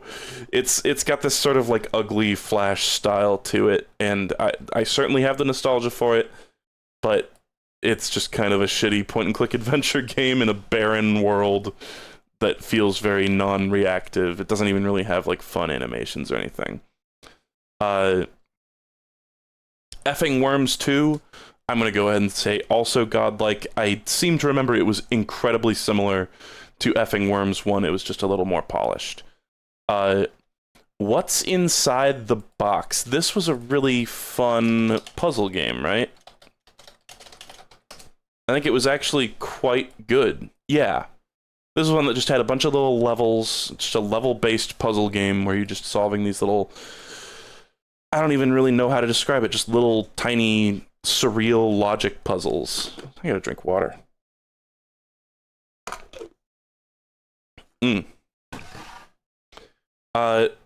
This one was very enjoyable. I think I'll definitely give it a real game. It wasn't necessarily godlike. Fun little neat puzzle game. I enjoyed it. Damn Birds 2. So I gave Damn Birds 1 a sure? Yeah, so I'll give this one a real game. It was just more polished. Same concept, more polished. More guns, more ideas. I think this was the one where you can shoot a fucking rocket launcher, which is funny. Okay. Escape. This was a platformer, I believe? Oh god. Oh god, no. When I search Escape, of course, there's literally like thousands of escape room games. So trying to find the one that's just called Escape is going to be difficult. Let me just look at my Wario Bike Escape? What the fuck? Okay. There's genuinely like thousands and thousands of these. Let me just real quick put this away and try to look for this. believe it was this stream. Oh, Escape. This one was fun. This was a really neat game. It's the one where you're like a little ninja jumping up a tower. And it's like a one-button game. And it kind of reminded me of... Oh, fuck. Was it just called like Ninja Jump? Ninja Climb? Or something? That like early iPhone or like iPod game. Do you guys, any of you guys remember that, where you're like a little ninja stick figure? Ninjump, that's the one. It's a lot like Ninjump, even down to you being a ninja. It's got cool, energetic chiptune music, as far as I can remember. And I don't know, it was just fun. It was a very addictive game. It was actually incredibly addictive. I kind of want to say godlike. It's just barely godlike, I think. Very fun, just arcadey style. There's like a laser chasing you up, and you need to escape from it. It was very fun. It was really hard to put down. Okay. Give Up. This was a platformer kind of similar to Exit Path, which Exit Path was really good. This was definitely of that same breed of this game's so hard, as like Unfair Mario and Bloons Insanity. This one, the gimmick was that it's like you're going through these levels and they get incrementally harder, and to the point where they've just got like ridiculous obstacles where it takes a ton of just trial and error to get through them. And the gimmick was that there's like a giant button at the bottom of the screen that just says give up, and you can click on it at any time to instantly end the game, and it plays a genuinely kind of funny little cutscene where it's like, hey there, buddy, you know, there's no shame in giving up. You know, keep your head up, king, and stuff like that. That actually took me by surprise, because I expected when clicking the give up button for it to be like, oh, wussy, oh, you couldn't beat my game because it's so hard and stuff. It was actually genuinely kind of funny, but the games themselves are not fun. I kind of want to give both of these a no. Why did I play Give Up 2? I don't know. You know what? I'll give this one a sure. I remember Give Up 2 being more annoying. It was like they tried to ramp up the difficulty and like the obnoxiousness of the levels. Didn't the second one have the obnoxious voiceover? It did. Yeah, I think I stand by giving the second one a no, but the first one was kind of funny. And it was like a functional platformer. I don't know. It just got ridiculously difficult by the end, but it wasn't, I don't know. The second one was way too, yeah, not Wheatley with voice acting. Yeah, that was shit.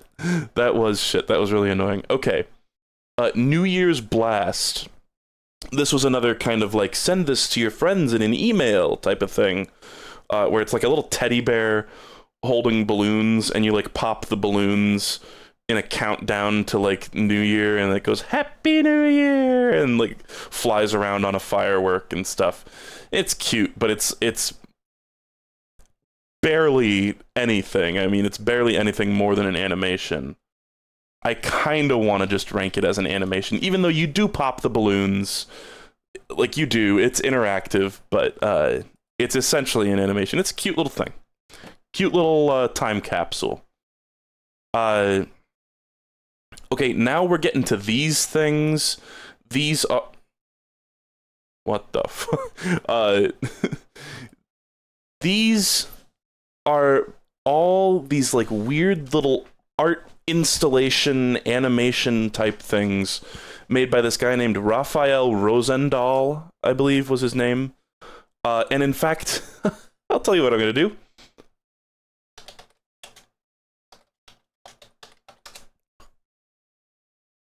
He was like a let's just read it off here. Raphael Rosendahl is a Dutch-Brazilian visual artist currently living and working in New York City. He is known as a pioneer of internet art. So what I'm gonna do here is I'm going to put just his name in all of these, because these are like a weird gray area of like kind of interactive animations and they all had like a specific web address to them, which was very strange. They're sort of a category of their own where they're not really games, but they're just sort of a little interactive toy a lot of the time.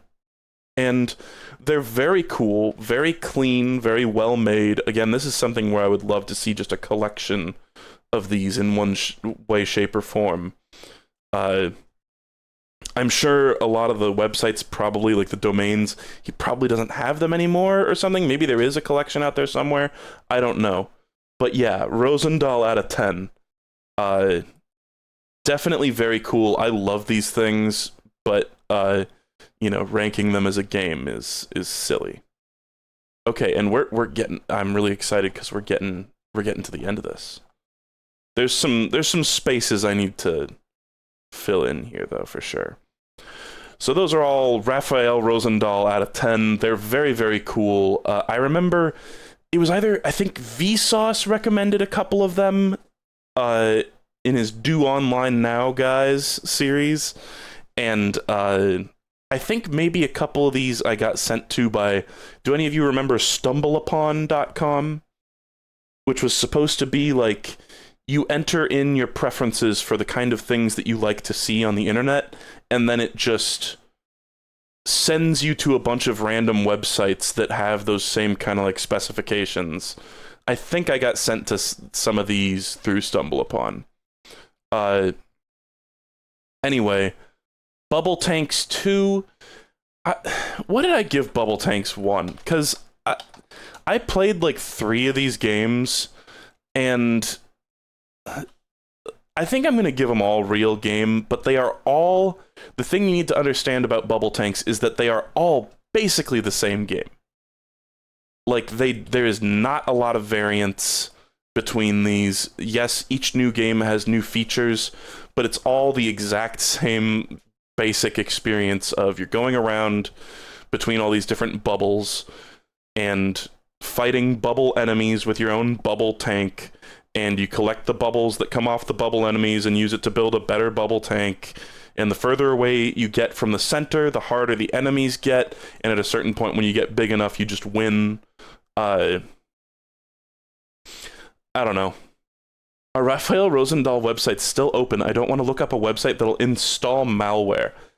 I don't think you necessarily need to worry about that. I mean, guys, I'm just talking from my own personal experience, but I don't think you can like get a virus by just opening a web page anymore. Or at least I feel like it doesn't happen. I don't know. I could be totally wrong, but I feel like unless it's like, oh, if they like trick you into clicking on something, then they can like install stuff onto your computer. But even then, I don't know. I'm not an expert. Yeah, I too think this, but I'd still rather ask. Yeah, I get you. I think you probably should be fine. I don't know. Let me try one. I'll sacrifice. Yeah, I think, I mean, one of the ones that I just randomly opened up still works. I would assume the rest of them probably still work. So yeah, go for it. I'll go ahead and say. Alright. Ooh, it installed cock porn on my computer. Sorry, my throat is getting dry because I'm talking so much.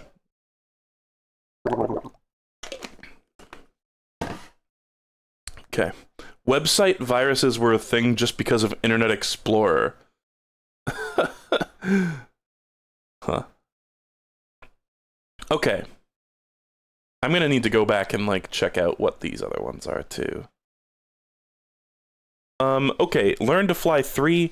This one was not as good as Learn to Fly 2. Learn to Fly 2 was godlike. This one, it was like it's another incremental launcher, except you're launching straight up, which I feel like it just doesn't have that enjoyable, like, bouncing or gliding action that other really great incremental launcher games have. it just felt less good, and it also is sort of plagued by like EA-esque microtransactions and shit. It tries to like get you to pay real money for it and shit, which was kind of obnoxious. I'm still gonna rate it as a real game, but it's definitely not as good as Learn to Fly 2, and I would say there's probably no real reason to play this one. It's just not as good. It's got some funny stuff, but it just wasn't that great. Okay, Music Catch and Music Catch 2 were both pretty cool. It was just like there's this big like bar that's like rotating around, and there's a song that plays, and music notes come out of the bar, and it seems like it's like I don't want to say procedurally generated, but something like that. It's like in real time, it's taking the waveforms of the song and turning it into these music notes that you catch with your mouse. Pretty satisfying game. It's like there's some red notes that you want to avoid. You get like, I think like a green or a purple note, and it like sucks up all the music notes for a second. It was actually pretty fun. And then yeah, Music Catch 2 in particular has a feature where you can put in your own songs, which is kind of insane, which means it must be, you know, generating them in real time rather than like, because I kind of figured with the first game, I was like, oh, like maybe they just like specifically programmed it to sync up with the music, but no, I think it's actually reacting to the waveforms of the audio, which is really impressive. Kind of a basic game, but a fun little time killer. I would give it real game, real game. Then, what the fuck are you? Let's search it on Flashpoint.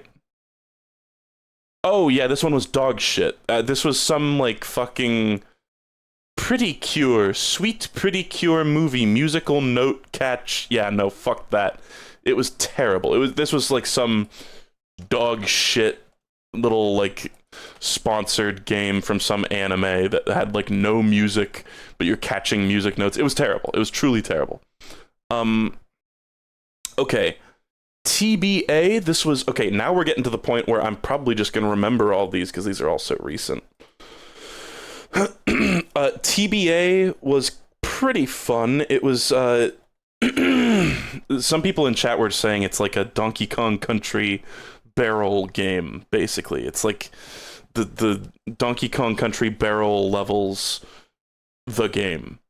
It was pretty neat. It got kind of frustrating near the end, but I would say it was an enjoyable experience. It had some pretty like energetic music and just enough mechanics to be interesting. I thought there were some weird aspects to it, such as the fact that like it times you on each level, but it doesn't reset the timer when you die. So it just seems like a huge pain in the ass to like get a good score on the game. I don't know. Music Marathon, this was sort of a cute little rhythm game. I think it was fine. This also suffered from structural issues though, where it truly is a marathon and you have to it's like you're a little robot guy running through a tunnel, and placed along to the music there's like different obstacles that you need to hit different keys in order to avoid. But the fact that it was like if you die, if you like run out of lives or whatever, you get sent all the way back to the very beginning and have to do like the easy part over again, which just takes a long time and is annoying. But the gameplay itself was fun. I don't know. I'd give this one a sure, honestly. It's like right on the cusp between sure and real game. 1 second.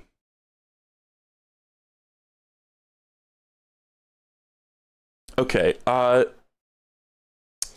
Real Windows 98, both of these were just a part of a subgenre of Flash game, which is the Windows, it's like the operating system parody game, basically. Most of them were pretty crusty and like jank. I just wanted to like dip my toes into it because it's just a weirdly popular subgenre of Flash game where it's like, oh, we made like a Windows Vista parody or whatever, and it's kind of cute and funny. There's really not much substance to any of them. I would go ahead and say this first one, I had like meme enjoyment because it was just kind of funny and jank and weird and dated and crusty. And then this one was not even. It was so shittily made that it didn't really even have much enjoyment for me. And somebody, so I was talking about how when I was younger, I found one of these that had like a chat bot on it, where it was like a basic bot that was pretending to be a chat window that like was programmed to like respond to certain things. And somebody recommended, they were like, oh yeah, I remember Windows Doors had a feature like that. And I opened that one up off stream, and I don't think that was the right one, especially because whenever I typed anything into chat, it responded with undefined. But maybe that's something about it was broken or something. Never did find that game. So, I don't know. I looked pretty hard for it on Flashpoint. Never did find the one that made me wonder if I was talking to a real person, basically. Okay. 5 Till. This one was the this was a more direct Wario Land or Wario World. No, WarioWare type game. Wow, when I look up 5 Till, it brings up 5 Till and FNAF Piano, which I'm not even gonna play. 5 Till. Okay, this was the one that was less WarioWare-like. This was like an action movie where there's like a bunch of different mini games that you have to get through. It was. The graphics look kind of like shit. And some of these little mini games are clearly very like slapped together and not like play tested very well, but it was an enjoyable little thing. Whole game took like 10 minutes, and then it's over, and it's just like, oh, there's all these little segments where it's like, oh, first you're doing a side-scrolling shooter, and then you're doing like you're standing in the center of the screen, and it's a top-down view, and you're trying to like mow down the zombies that are approaching from all sides, and oh, now you have to defuse the bomb and stuff. It's like an action movie. It was cool. It was cool, but the graphics really sucked, like, even for a Flash game. So just take that for what you will. 4 Second Fury was the more WarioWare-esque one. Yeah.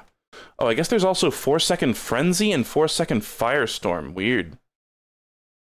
But it's literally just WarioWare, and at the end, there's sort of this fun little twist where like a boss shows up in between the mini games, and I think he like throws the mini games at you or something like that, and it's really cute. It kind of reminds me, WarioWare Get It Together had a similar type of thing where there was like a boss in between the mini games that was really strange. This one also real game, very cool. I think this one was cooler than 5 Till. Cursor 10. Godlike. This one it came out of nowhere. This was just another one. A lot of these were just plucked from a recommended list on Flashpoint, where they have like a best of type of thing, or a best of as much as you can do a best of out of thousands. There's probably like 10,000 fucking games on this thing. It's insane. Cursor 10 was really, really cool. It was like, it's really hard to even describe. It was kind of like that game, The Company of Myself, or like that one chapter in Braid, where it's like you act out certain actions with your mouse, and then you respawn, and your previous actions as the old mouse play out again, and then you can sort of layer all these different tasks out, and you have to like get through this tower of like puzzles, and there's parts where you need to like you need to be holding down 3 different buttons, so you need to like, okay, in your first life, just hold down the button with the mouse and just wait there until you die. Second one, go to the second button, wait till you die. Third one, and then they're all 3 are holding. It's hard to describe. It's very cool. So fucking cool. And this is yet another one that takes like 10 minutes, and it's a really cool experience. It's really tightly designed. It looks great. When you beat the game, it says like Happy New Year 2008 or some shit. Godlike. It was so fucking cool. This was a mind-blowing good game. Starlight 2, this one was kind of, it seemed like it must have been such a pain to program. it was like this, it had this little like 3D thing where there's like these constellations that only look like a certain thing from one specific angle. But frankly, the game was just too easy and kind of boring, and there were just like, it was like there was tons and tons of levels, but with most of them you can pretty immediately tell what angle they're supposed to be viewed from. And it just got kind of dull. It was like very technically impressive, but it really just wasn't that enjoyable. I don't know. Okay. Neon Rider World. This one was pretty whatever, too. I'll give this one a sure. It's like you're a neon guy on a bike, and you need to press buttons to make certain colored platforms appear in time so that you can go forward more. It was pretty basic, but, you know, the mechanics worked. It had some clever, fun little moments, but it really wasn't anything special. Fold. Why can't I remember what Fold is? I hope I can actually search for it. Oh, right. I know why I don't remember Fold. It was pretty lame. This was a classic Flash puzzle platformer, and it's like, oh, you have this mechanic where you throw little orbs, and they make an area where gravity goes in a different direction. It just had kind of like lame graphics, sort of shitty, unresponsive controls, and it didn't really have like a great style. It has this sort of like, it kind of looks like Limbo, this like sort of shadow style, stark black on white background. I didn't really find the primary like mechanic to be that enjoyable. I didn't really just find this whole game to be enjoyable, just in general. I don't know. It was functional. I'll give it a sure, just to be nice, but really didn't enjoy it that much. Didn't go very far in it. Robot. Okay, we got a bunch of these fucking like Pope pumps his bike. All these are animations. Ed's World, just a bit crazy. He's an animation. Should I maybe add the Brackenwood thing here too? Hold on. I need to open up a window again. Bracken. The Brackenwood series. Bitey of Brackenwood. No, it was the Prowleys. I'm gonna put it on here even though I just played a YouTube video, basically. Prowleys at the River. I'm just gonna copy and paste the oh god. One second.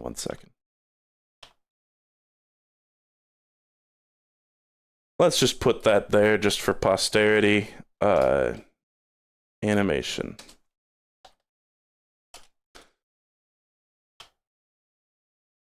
This is, you're witnessing in real time me being super fucking anal about all this shit. Okay. Robot Wants Kitty. This was a quite enjoyable, yet again, another little bite-sized game that was quite fun. It's like the smallest Metroidvania that I've ever played. It was really fun. I think it wasn't quite as good as something like Snailiad. I think I would just give this one a real game ranking, but it certainly was fun. Just incredibly basic. There's like a tiny little map of like interconnected paths. You get these power-ups, and it's about a robot looking for a cat. And at the end, I think it says "Robot got kitty" or something like that. Perfect. And yeah, it's like part of a whole series that I'm not gonna like dive into necessarily, but it was enjoyable. Tower of Heaven. This one was really cool. I think I would probably call this one godlike, partially just because of the music. It's got really nice graphical style, really cool music. I was informed that this game, I didn't notice, but it was made by ASCII Soft, who are the same people who made Katana Zero. Very cool game. And then I think some of the people who worked on this like went on to work on Rivals of Aether or something. Very neat. Just a cool, cute little platformer that had this gimmick of like giving you certain rules that you had to follow, where it's like, okay, now you can't touch the sides of blocks and stuff. It was really neat. It was a really neat game, great graphics, great music, great gameplay. Very creative. Abobo's Big Adventure. This game was nuts. I think this one deserves a godlike, even though I didn't even finish it, and there were parts of it that were really frustrating. This is like a retro game parody romp where you play as a infamous, like, derpy-looking double dragon enemy named Abobo, going through a bunch of different, like, NES game worlds, basically. And it's one of those games that just keeps going. It's probably like 2 hours long if you play the whole thing. Where it's just like, oh my god, they got like a balloon fight, they got a Zelda level, they got a fucking Contra level, they got a Mario level, they got like wrestling champ or whatever. And it's like, holy shit, it just never ends. And it's really cool. It's really like high quality, especially considering Flash. A lot of times when people tried to do like anything pixel art in Flash, it just came across, it just looked awful for a variety of reasons. But in this one, for whatever reason, somehow they got pixel art to like look really good in Flash, which is really impressive. The thing is clearly a labor of love. Some of the parts of it are like a little too true to their original games, to the point where it's just frustrating and annoying. But it was certainly a wild trip, and so many parts of it were just genuinely really fun and cool. The Zelda level, I think, was a highlight for me. It was so shocking how they were able to capture the feel of all of these old NES games in Flash, like, pretty fucking perfectly. It was wild. The Double Dragon enemy goes through the We Come Together music video. Kinda, yeah. That's a blast from the past. Okay. Moving on to the next stream, Several Journeys of Remus. This was just a few days ago. It's part of a big series, apparently. It's a point-and-click adventure puzzle type game with sort of a surreal fantasy vibe to it. It was pretty cool. The gameplay definitely just amounted to find the ridiculously specific and small thing to click on, and then click on it. Like, there were a few parts where I was like, oh, I actually solved a puzzle with my brain there. But a lot of it just felt like trial and error, where it just, like, kills you if you get shit wrong, like Kingsfield style. Or not Kingsfield, King's Quest? What are those old... Whatever. Dumbledorf's Castle. But it was kind of neat. I don't know. I wouldn't give it real game, but I'd give it a sure. It definitely was quite creative. But the game itself was not the most enjoyable to play. American Dad vs. Family Guy Kung Fu 2. Truly terrible. Not fun in any regard. Kind of racist. And, like, not funny, and badly made. It was truly, truly terrible, but it had Ryu in it, so 10 out of 10. Downing Street Fighter was also a no. It's like a fighting game that's ridiculously basic. Like, at least American Dad vs. Family Guy Kung Fu 2 had attempts at, like, special moves and stuff. Downing Street Fighter is, like, I think literally every character is exactly the same and just has punches and kicks and jumps. And you're playing as English prime ministers and shit. You know, I'm gonna sound like such a dumbass. Winston Churchill was a prime minister at one point, right? Like, I know he's famous for, like, you know, whipping them into shape during the war, but he was a prime minister, right? Why was he not in Downing Street Fighter? Or was he not? He was? Huh. Tried to? I thought he was. Whatever. Weird that this doesn't have Winston Churchill. Maybe there's something I'm not getting about it. He was a wartime minister. Yeah.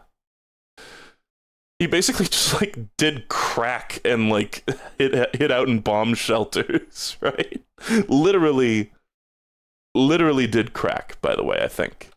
Like, he was high off his ass. That's what I have come to understand.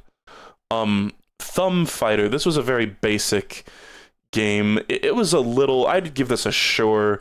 It was functional. I didn't actually play it with another person. You're supposed to play it with another person. It's one of those ones where it's like each player just has one key and you both like, you know, reach toward the keyboard. It seemed functional, well made, fun enough. One of those things that you play for like 5 minutes tops and then you're done. But not really anything that special. Shift was neat. I feel like this one's right on the cusp between a sure and a real game. I'll give it a real game. It's the classic Flash puzzle platformer with sort of a unique mechanic. This one where you like phase through the floor and like turn the level upside down.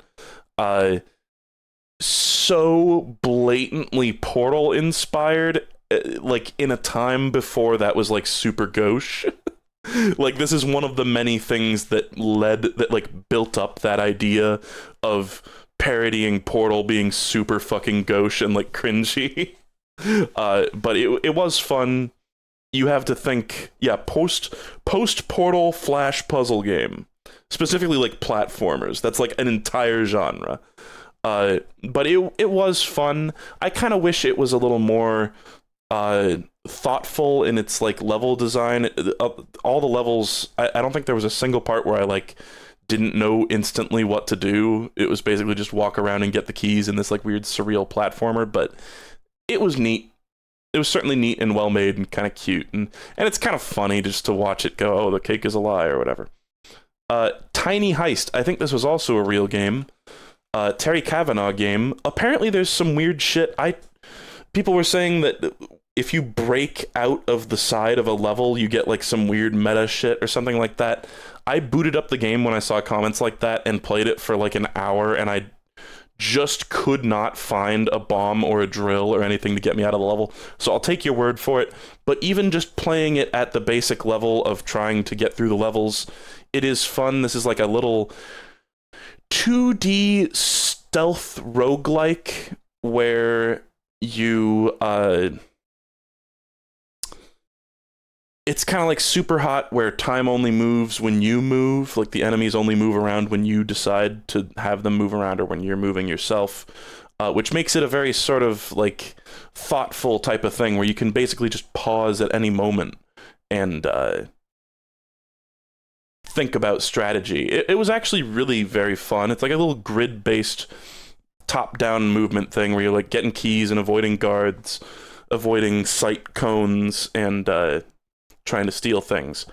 I couldn't get through it because it's like 16 levels or something, and I think I barely got past like the 5th or 6th at tops. But it was still very addictive and fun to play. It was another one of those roguelikes where you just, when you die, you're just like, oh, I just want to try again, you know? But I think I wouldn't have minded if it was just a little bit more structured and a little bit less roguelikey, personally. But it was a very cool game. It was very neat. Before we do My Friend Pedro for the big finale, I'm gonna just real quick look up. This is gonna be wicked exciting. Listening to me scroll back through old streams of mine. You can break out of the tower, and then you can keep going even past that until you get to like the sprite sheet of the game, and then start playing through glitched levels where the map changes as you play. That's so cool. Bit of a shame that we didn't see that, but I don't care quite enough. So let me just look for the one that has like, okay, I'm gonna look for Kermit Combat 2, and then I'm gonna go to the one before that. Yeah. This has, yeah, and this was my attempt at like a Nitrome stream, but it, oh my god. So sometimes YouTube does this thing where it tries to like create sections of a video. It like tries to automatically create the, you know, like when you put all the timestamps in the description of a video and it's like, oh, here's the different chapters. Sometimes I don't know what's up with this feature. YouTube will just try to like be like, yeah, I can just automatically make the chapters. And so here it says on the Nitrome part, this is not even a stream where I actually played Nitrome Must Die, but it says the first chapter is Nitro Must Die, Super Snap Put, Hammer Throw, Rainbow Giddon, Giddon, not Geddon, Bomb. One of the games is just named Bomb. Fing Worms, F-I-N-G, Fing Worms, Stone Tribe, Sand Like Tremors. What the fuck? One of them is just called The Future. A water level. Like, what the fuck? I hate that they just, like, they're just like, here, your video just has these now. And it's like, isn't it clear that this section, this whole, like, chapters thing just doesn't work? Like, it doesn't work. Why are they just and it seems like they just randomly apply it to videos. It's like just some videos get it. Okay, so, okay, I didn't really talk about Snot Put and Super Snot Put. It's like a flinging game where you get this, like, gooey fucking, like, dumb booger, and you're like, slinging it around to, like, fling it across a level. It's very... It's pretty satisfying to do, but it's also very basic. Like, it just doesn't... There's really not a lot to it at all. Hold on, I'll get the... let's get the spreadsheet back up here. I'm looking at the streams in another tab here. I'm just looking... Okay, Rainbowgeddon was like a shitty Pac-Man clone. Not shitty, but just sort of like, a lot of these Nitrome games are just kind of like, it's just a version of a game that already exists, but like, why would I play this when I can just play the original? It's just like a weird version of Pac-Man that's like slightly different. I don't know. I'm probably going to end up giving this one a sure. Snot Put and Super Snot Put were both quite fun, where it's just like, oh, you're just trying to get a certain like distance high score with this like booger that has physics to it, but at a certain point, it's one of those games that has very little substance to it. Worm Food, yeah, I remember this one. This was very much a worse version of Effing Worms, where it just had like weird, like frustrating levels that you had to navigate around. The controls weren't quite as good as Effing Worms. The thing that Nitrome games really exceed at is graphics. I think they had just like this lovely sort of unified kind of basic pixel art style that looked really great, but I just remember this being, this is just shittier version of Effing Worms. These are all gonna get fucking sure. And then Hot Air, let's see what Hot Air was. Oh, Hot Air was like a lunar lander type of game where you're blowing around a hot air balloon. You know, this was actually kind of fun. This one. It's kind of like a lunar lander type of thing. It's kind of like those levels in Mario Galaxy where you're like blowing the bubble around. These games were neat, actually. I think I would probably give these two real game. These were games that I did not play as a kid. The ones that I remember as a kid were Mutiny and Super Snot Put, but in the end, Hot Air and Hot Air Jr. were actually like the more fun ones. It was just a kind of a neat little premise, well executed, felt original. A lot of the Nitrome games just didn't feel very original. Okay, Attack of the Influenza Birds. Oh yeah. Oh, you know what? This one was actually kind of funny. I'm gonna give this one meme game. This is like, it's like there's like a dirty like side street in Asia, and it's like a first person shooter where you're shooting a gun, and there's just a bunch of like chickens running around frantically, and you're trying to shoot them. It's kind of funny. It's very like, it's an extremely lo-fi game. But I remember that one actually being kind of fun. And then, okay, we had How Our Birds Adapted to Their Environment. And then we had Hummingbird Mind. Oh yeah, this one, it was not very good. It was like a text adventure that was just kind of ass. I really have like nothing else to say about it because I barely played it. I played it for like 2 minutes. Yeah, it was just kind of a boring text adventure. No, I would give this a no. I can't even really say anything about the game because I barely played it. Okay. Haunt the House. Okay, let's go to spooky Flash games. I see the Christmas one. Hold on. It's the one right before Hoshisaga Monochromatic. There we go. All right. Oh, Haunt the House. Oh, this was super cute. This one was great.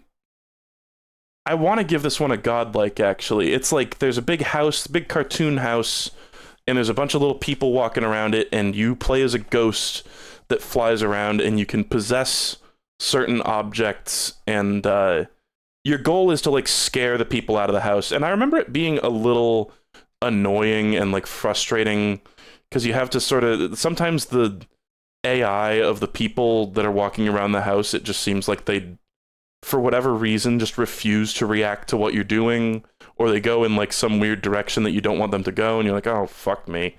But Haunt the House, it was like a very cute, clean art style, looked great, slightly frustrating gameplay, but definitely a really cool game. I would give it a godlike, I think. And then AN Escape Series, I think it actually is supposed to be capital AN. Hold on.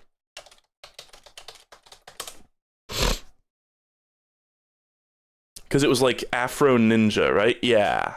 Afro Ninja Productions. This one was just one that was a nostalgia blast, and I think this is like one of the only escape games that I played during this series, which is kind of nuts to think about, because it's such a prolific, like a popular genre of Flash game. But this was just one that I played because I had a nostalgia connection to it. It's pretty similar to like all other escape games, in that I don't think it's very good or fun.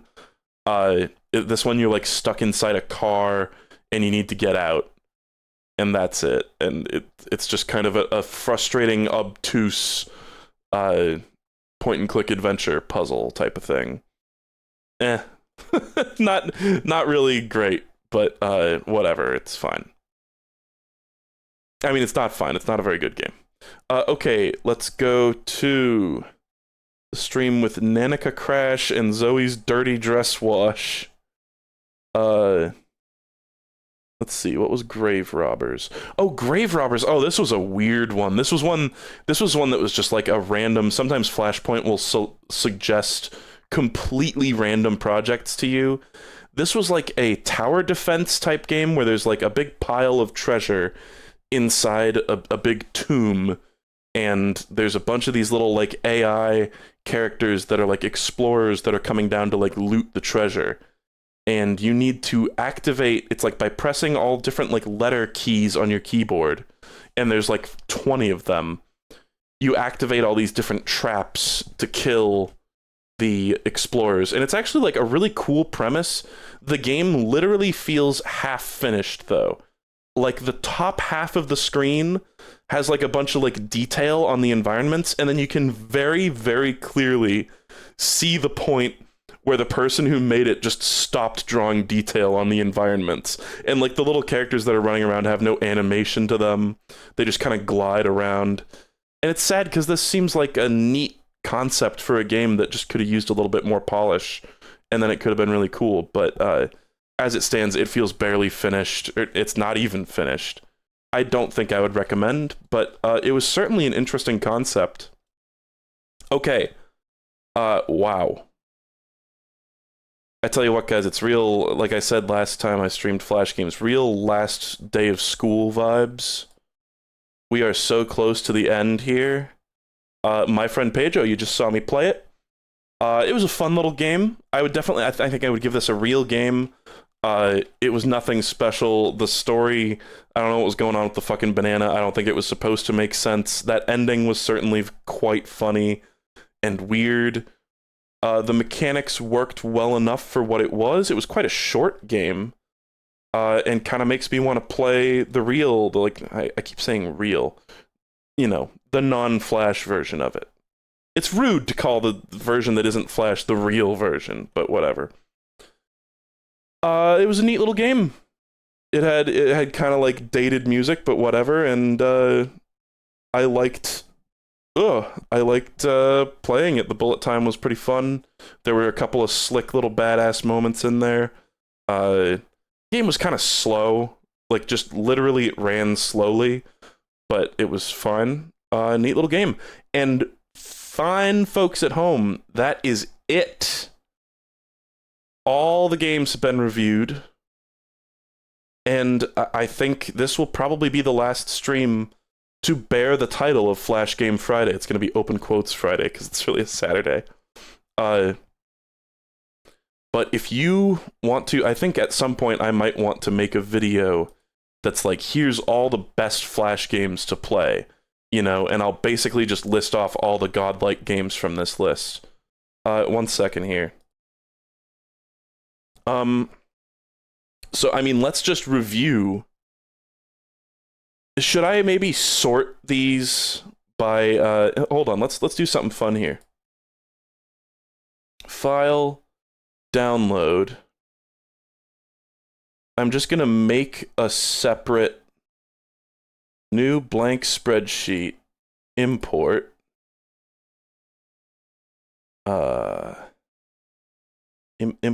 Import from my computer, please. We're gonna sort them. I don't know how this is gonna work with some of the like joke ones, where I said like real gay or whatever. Please, can I import it, please? What? Oh, it just took a while to load. Now I'm gonna just select everything. I don't really even know how to do this. I'm gonna try to like sort by the real shit column. So, sort sheet A to Z. Yeah, I think that works. Okay, 1 second here. Why are these not... Hold on. I gotta fix this. Why is some of the fucking... Some of the highlights have, like, gone. It's funny because it didn't sort them, of course, by actual quality. Okay, and then basically real is above godlike, because I sorted these by, like, A to Z. I don't know if you can sort by color. I don't think you can. Okay, basically right here, I mean, ignore Boombot, basically real, he says. Right here, if you want to download Flashpoint and just experience a bunch of genuinely great Flash games that are, like, legitimately fucking fantastic, just go through this list of all the godlike ones. They're basically all really great. Bloons Tower Defense 5, fantastic. Windowsill, amazing. Frog Fractions, yeah, these, I mean, incredible. Samorost, I gotta finish that series off. But those games are on Steam, so that wouldn't be like a Flash Game Friday type thing. So these are all great. Big recommend, especially the Hoshi Saga series. I just feel like that series gets such a... It doesn't get a bad rep. It doesn't get a rep at all. I've never heard anybody talk about it, but they're so good. They are so fucking good. And then here's all the funny ones. And there's a lot of them. Club Penguin Puffle Dress Up. Yeah, wow. Meme as fuck, meme again, meme game through and through. The functioning version. Yeah, and some of these aren't even actually Flash games. Why are there 2 run 3s? Because I streamed it for multiple streams. That's all. Yeah. There's 3 run 3s.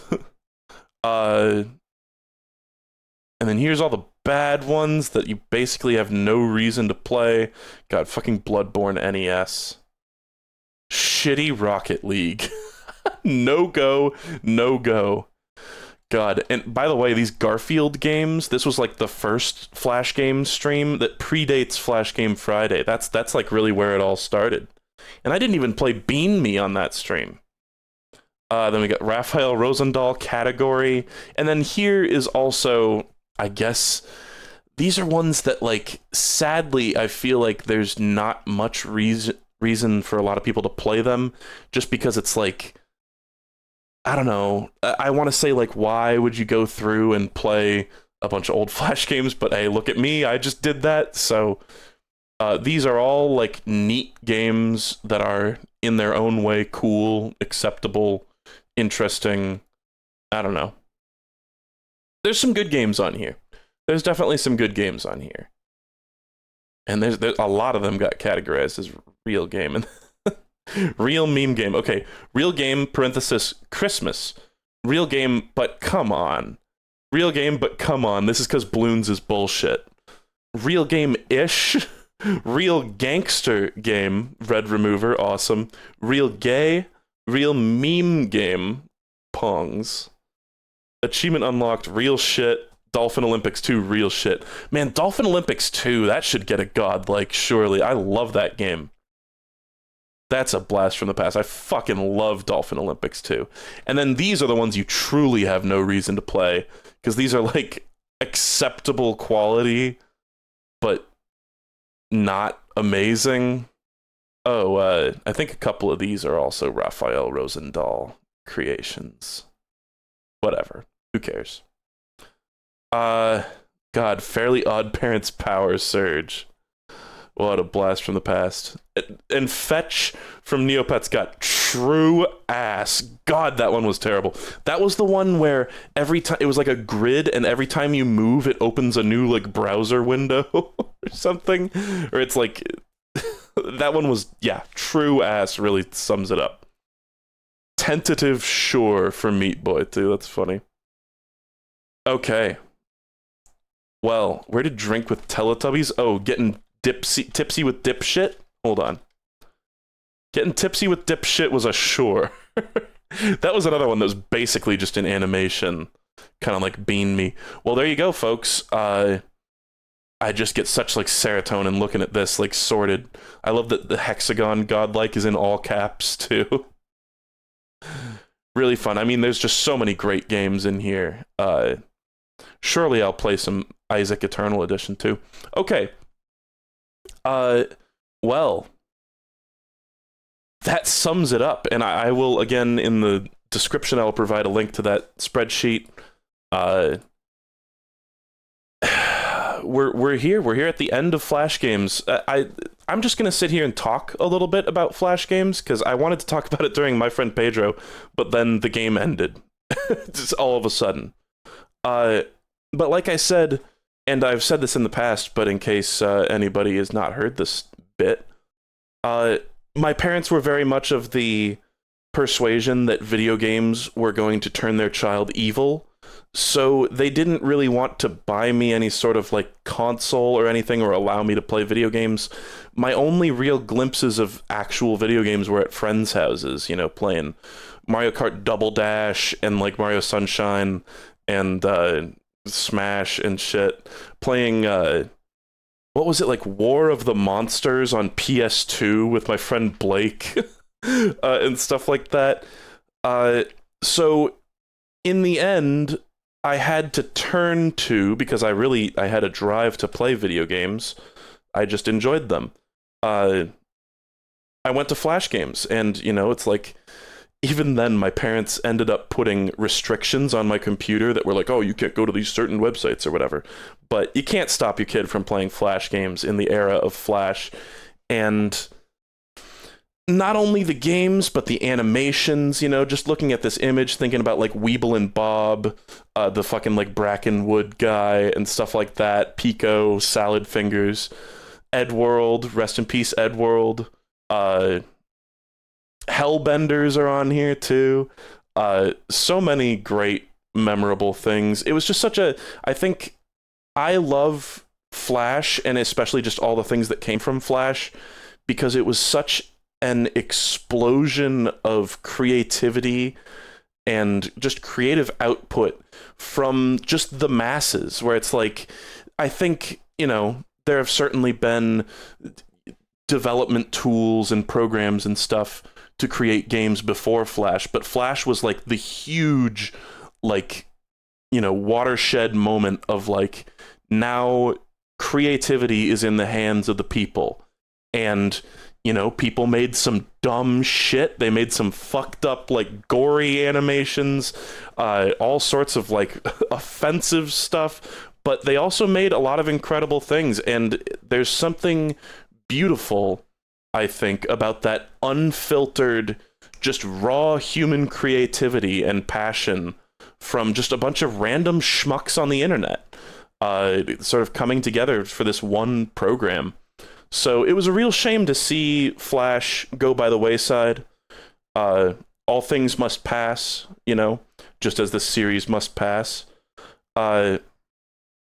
But yeah, something so inspiring that mega corporations weren't the only ones able to make games. Yeah.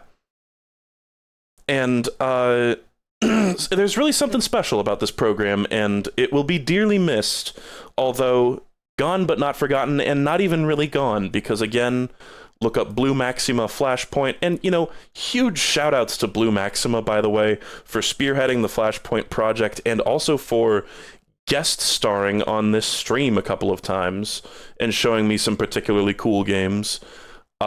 Nothing but respect for my king, and all the people who worked on Flashpoint. I believe Blue Maxima actually left the project kind of recently. Just, I don't know, I guess it just was about as good as it was going to get and just moved on to other things. I don't know the situation, but so many memorable games, so many memories, you know, so many cool animations. I'm grateful to have been a part of it, and hey, even I dabbled in my own animation. The using the program itself was a lot of fun in its own way, and it's I think it's such a beautiful thing to have anything that just lets the random schmuck be creative and specifically get into things like animation or game programming, you know. So yeah, gosh, is there anything else to talk about? I mean, just in the end, Flash games were like an escape for me as a kid when I couldn't really get anything else, and maybe I have a certain fondness for them in part because they were all I had in terms of games and entertainment. But I genuinely think there are also a lot of fantastic works that were made through this program. Yeah, the Flash era was so important to inspire others to become indie devs. Yeah, absolutely.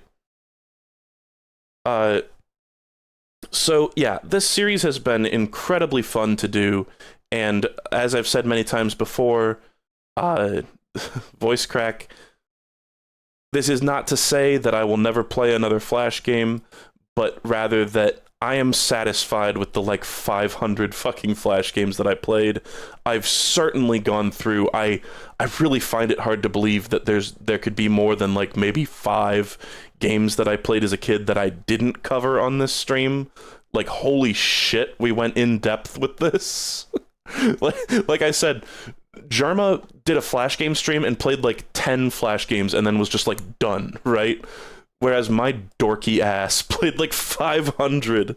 I just couldn't get enough. But I hope you guys got a kick out of watching me do those. I hope it was, you know, maybe it was nostalgic. Maybe it was just fun to see me.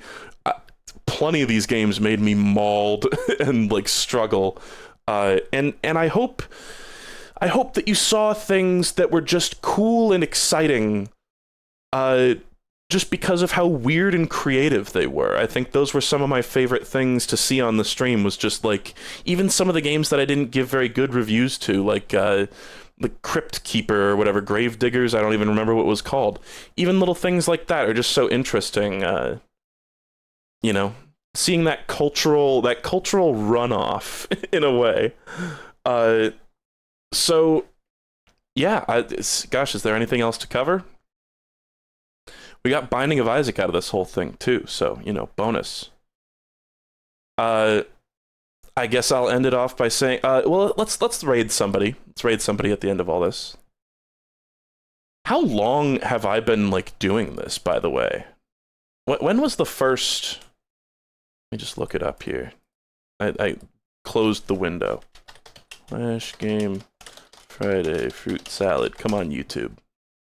Do it for me. There you go. 4 years ago, August 16th, 2019 was the first Flash Game Friday stream. And really, there was the Garfield games like a few months before that, too, I think. But, what a journey. What a fucking journey. A lot of great games, a lot of cool little projects, a lot of weird shit, a lot of bad shit. It's been a hoot. Who are we raiding? Is there anybody playing, like, Flash games? I don't know. There's also, like, multiple other people on the internet who have, oh, wait. Oh, this is from 3 days ago. God damn it. Who have a series called Flash Game Friday. I'm, like, the third guy to do this shit.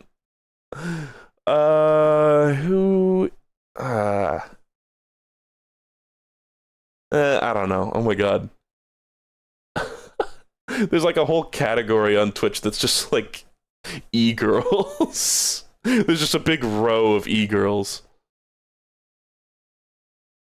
Hungry Box? Should we go raid Hungry Box? Rise and Grind Day 2. Yeah, whatever. Let's go fucking raid Hungry Box. Who cares? / raid Hungry Box. Well, boys and girls, and everything in between, I really hope you liked this series, had any sort of fun watching it. Again, if you got nostalgia for it, then that just makes me so happy, because it was certainly a very nostalgic experience for me, and just fun. Fun and cool, I think. I had a really great time doing all of this, even the frustrating, annoying bullshit. Flash games... gone, but not forgotten, but also not gone, but also they will be missed, I think. So I hope I did a good job of sort of, in my own streaming way, archiving them. And I hope you enjoyed. Take it easy, guys.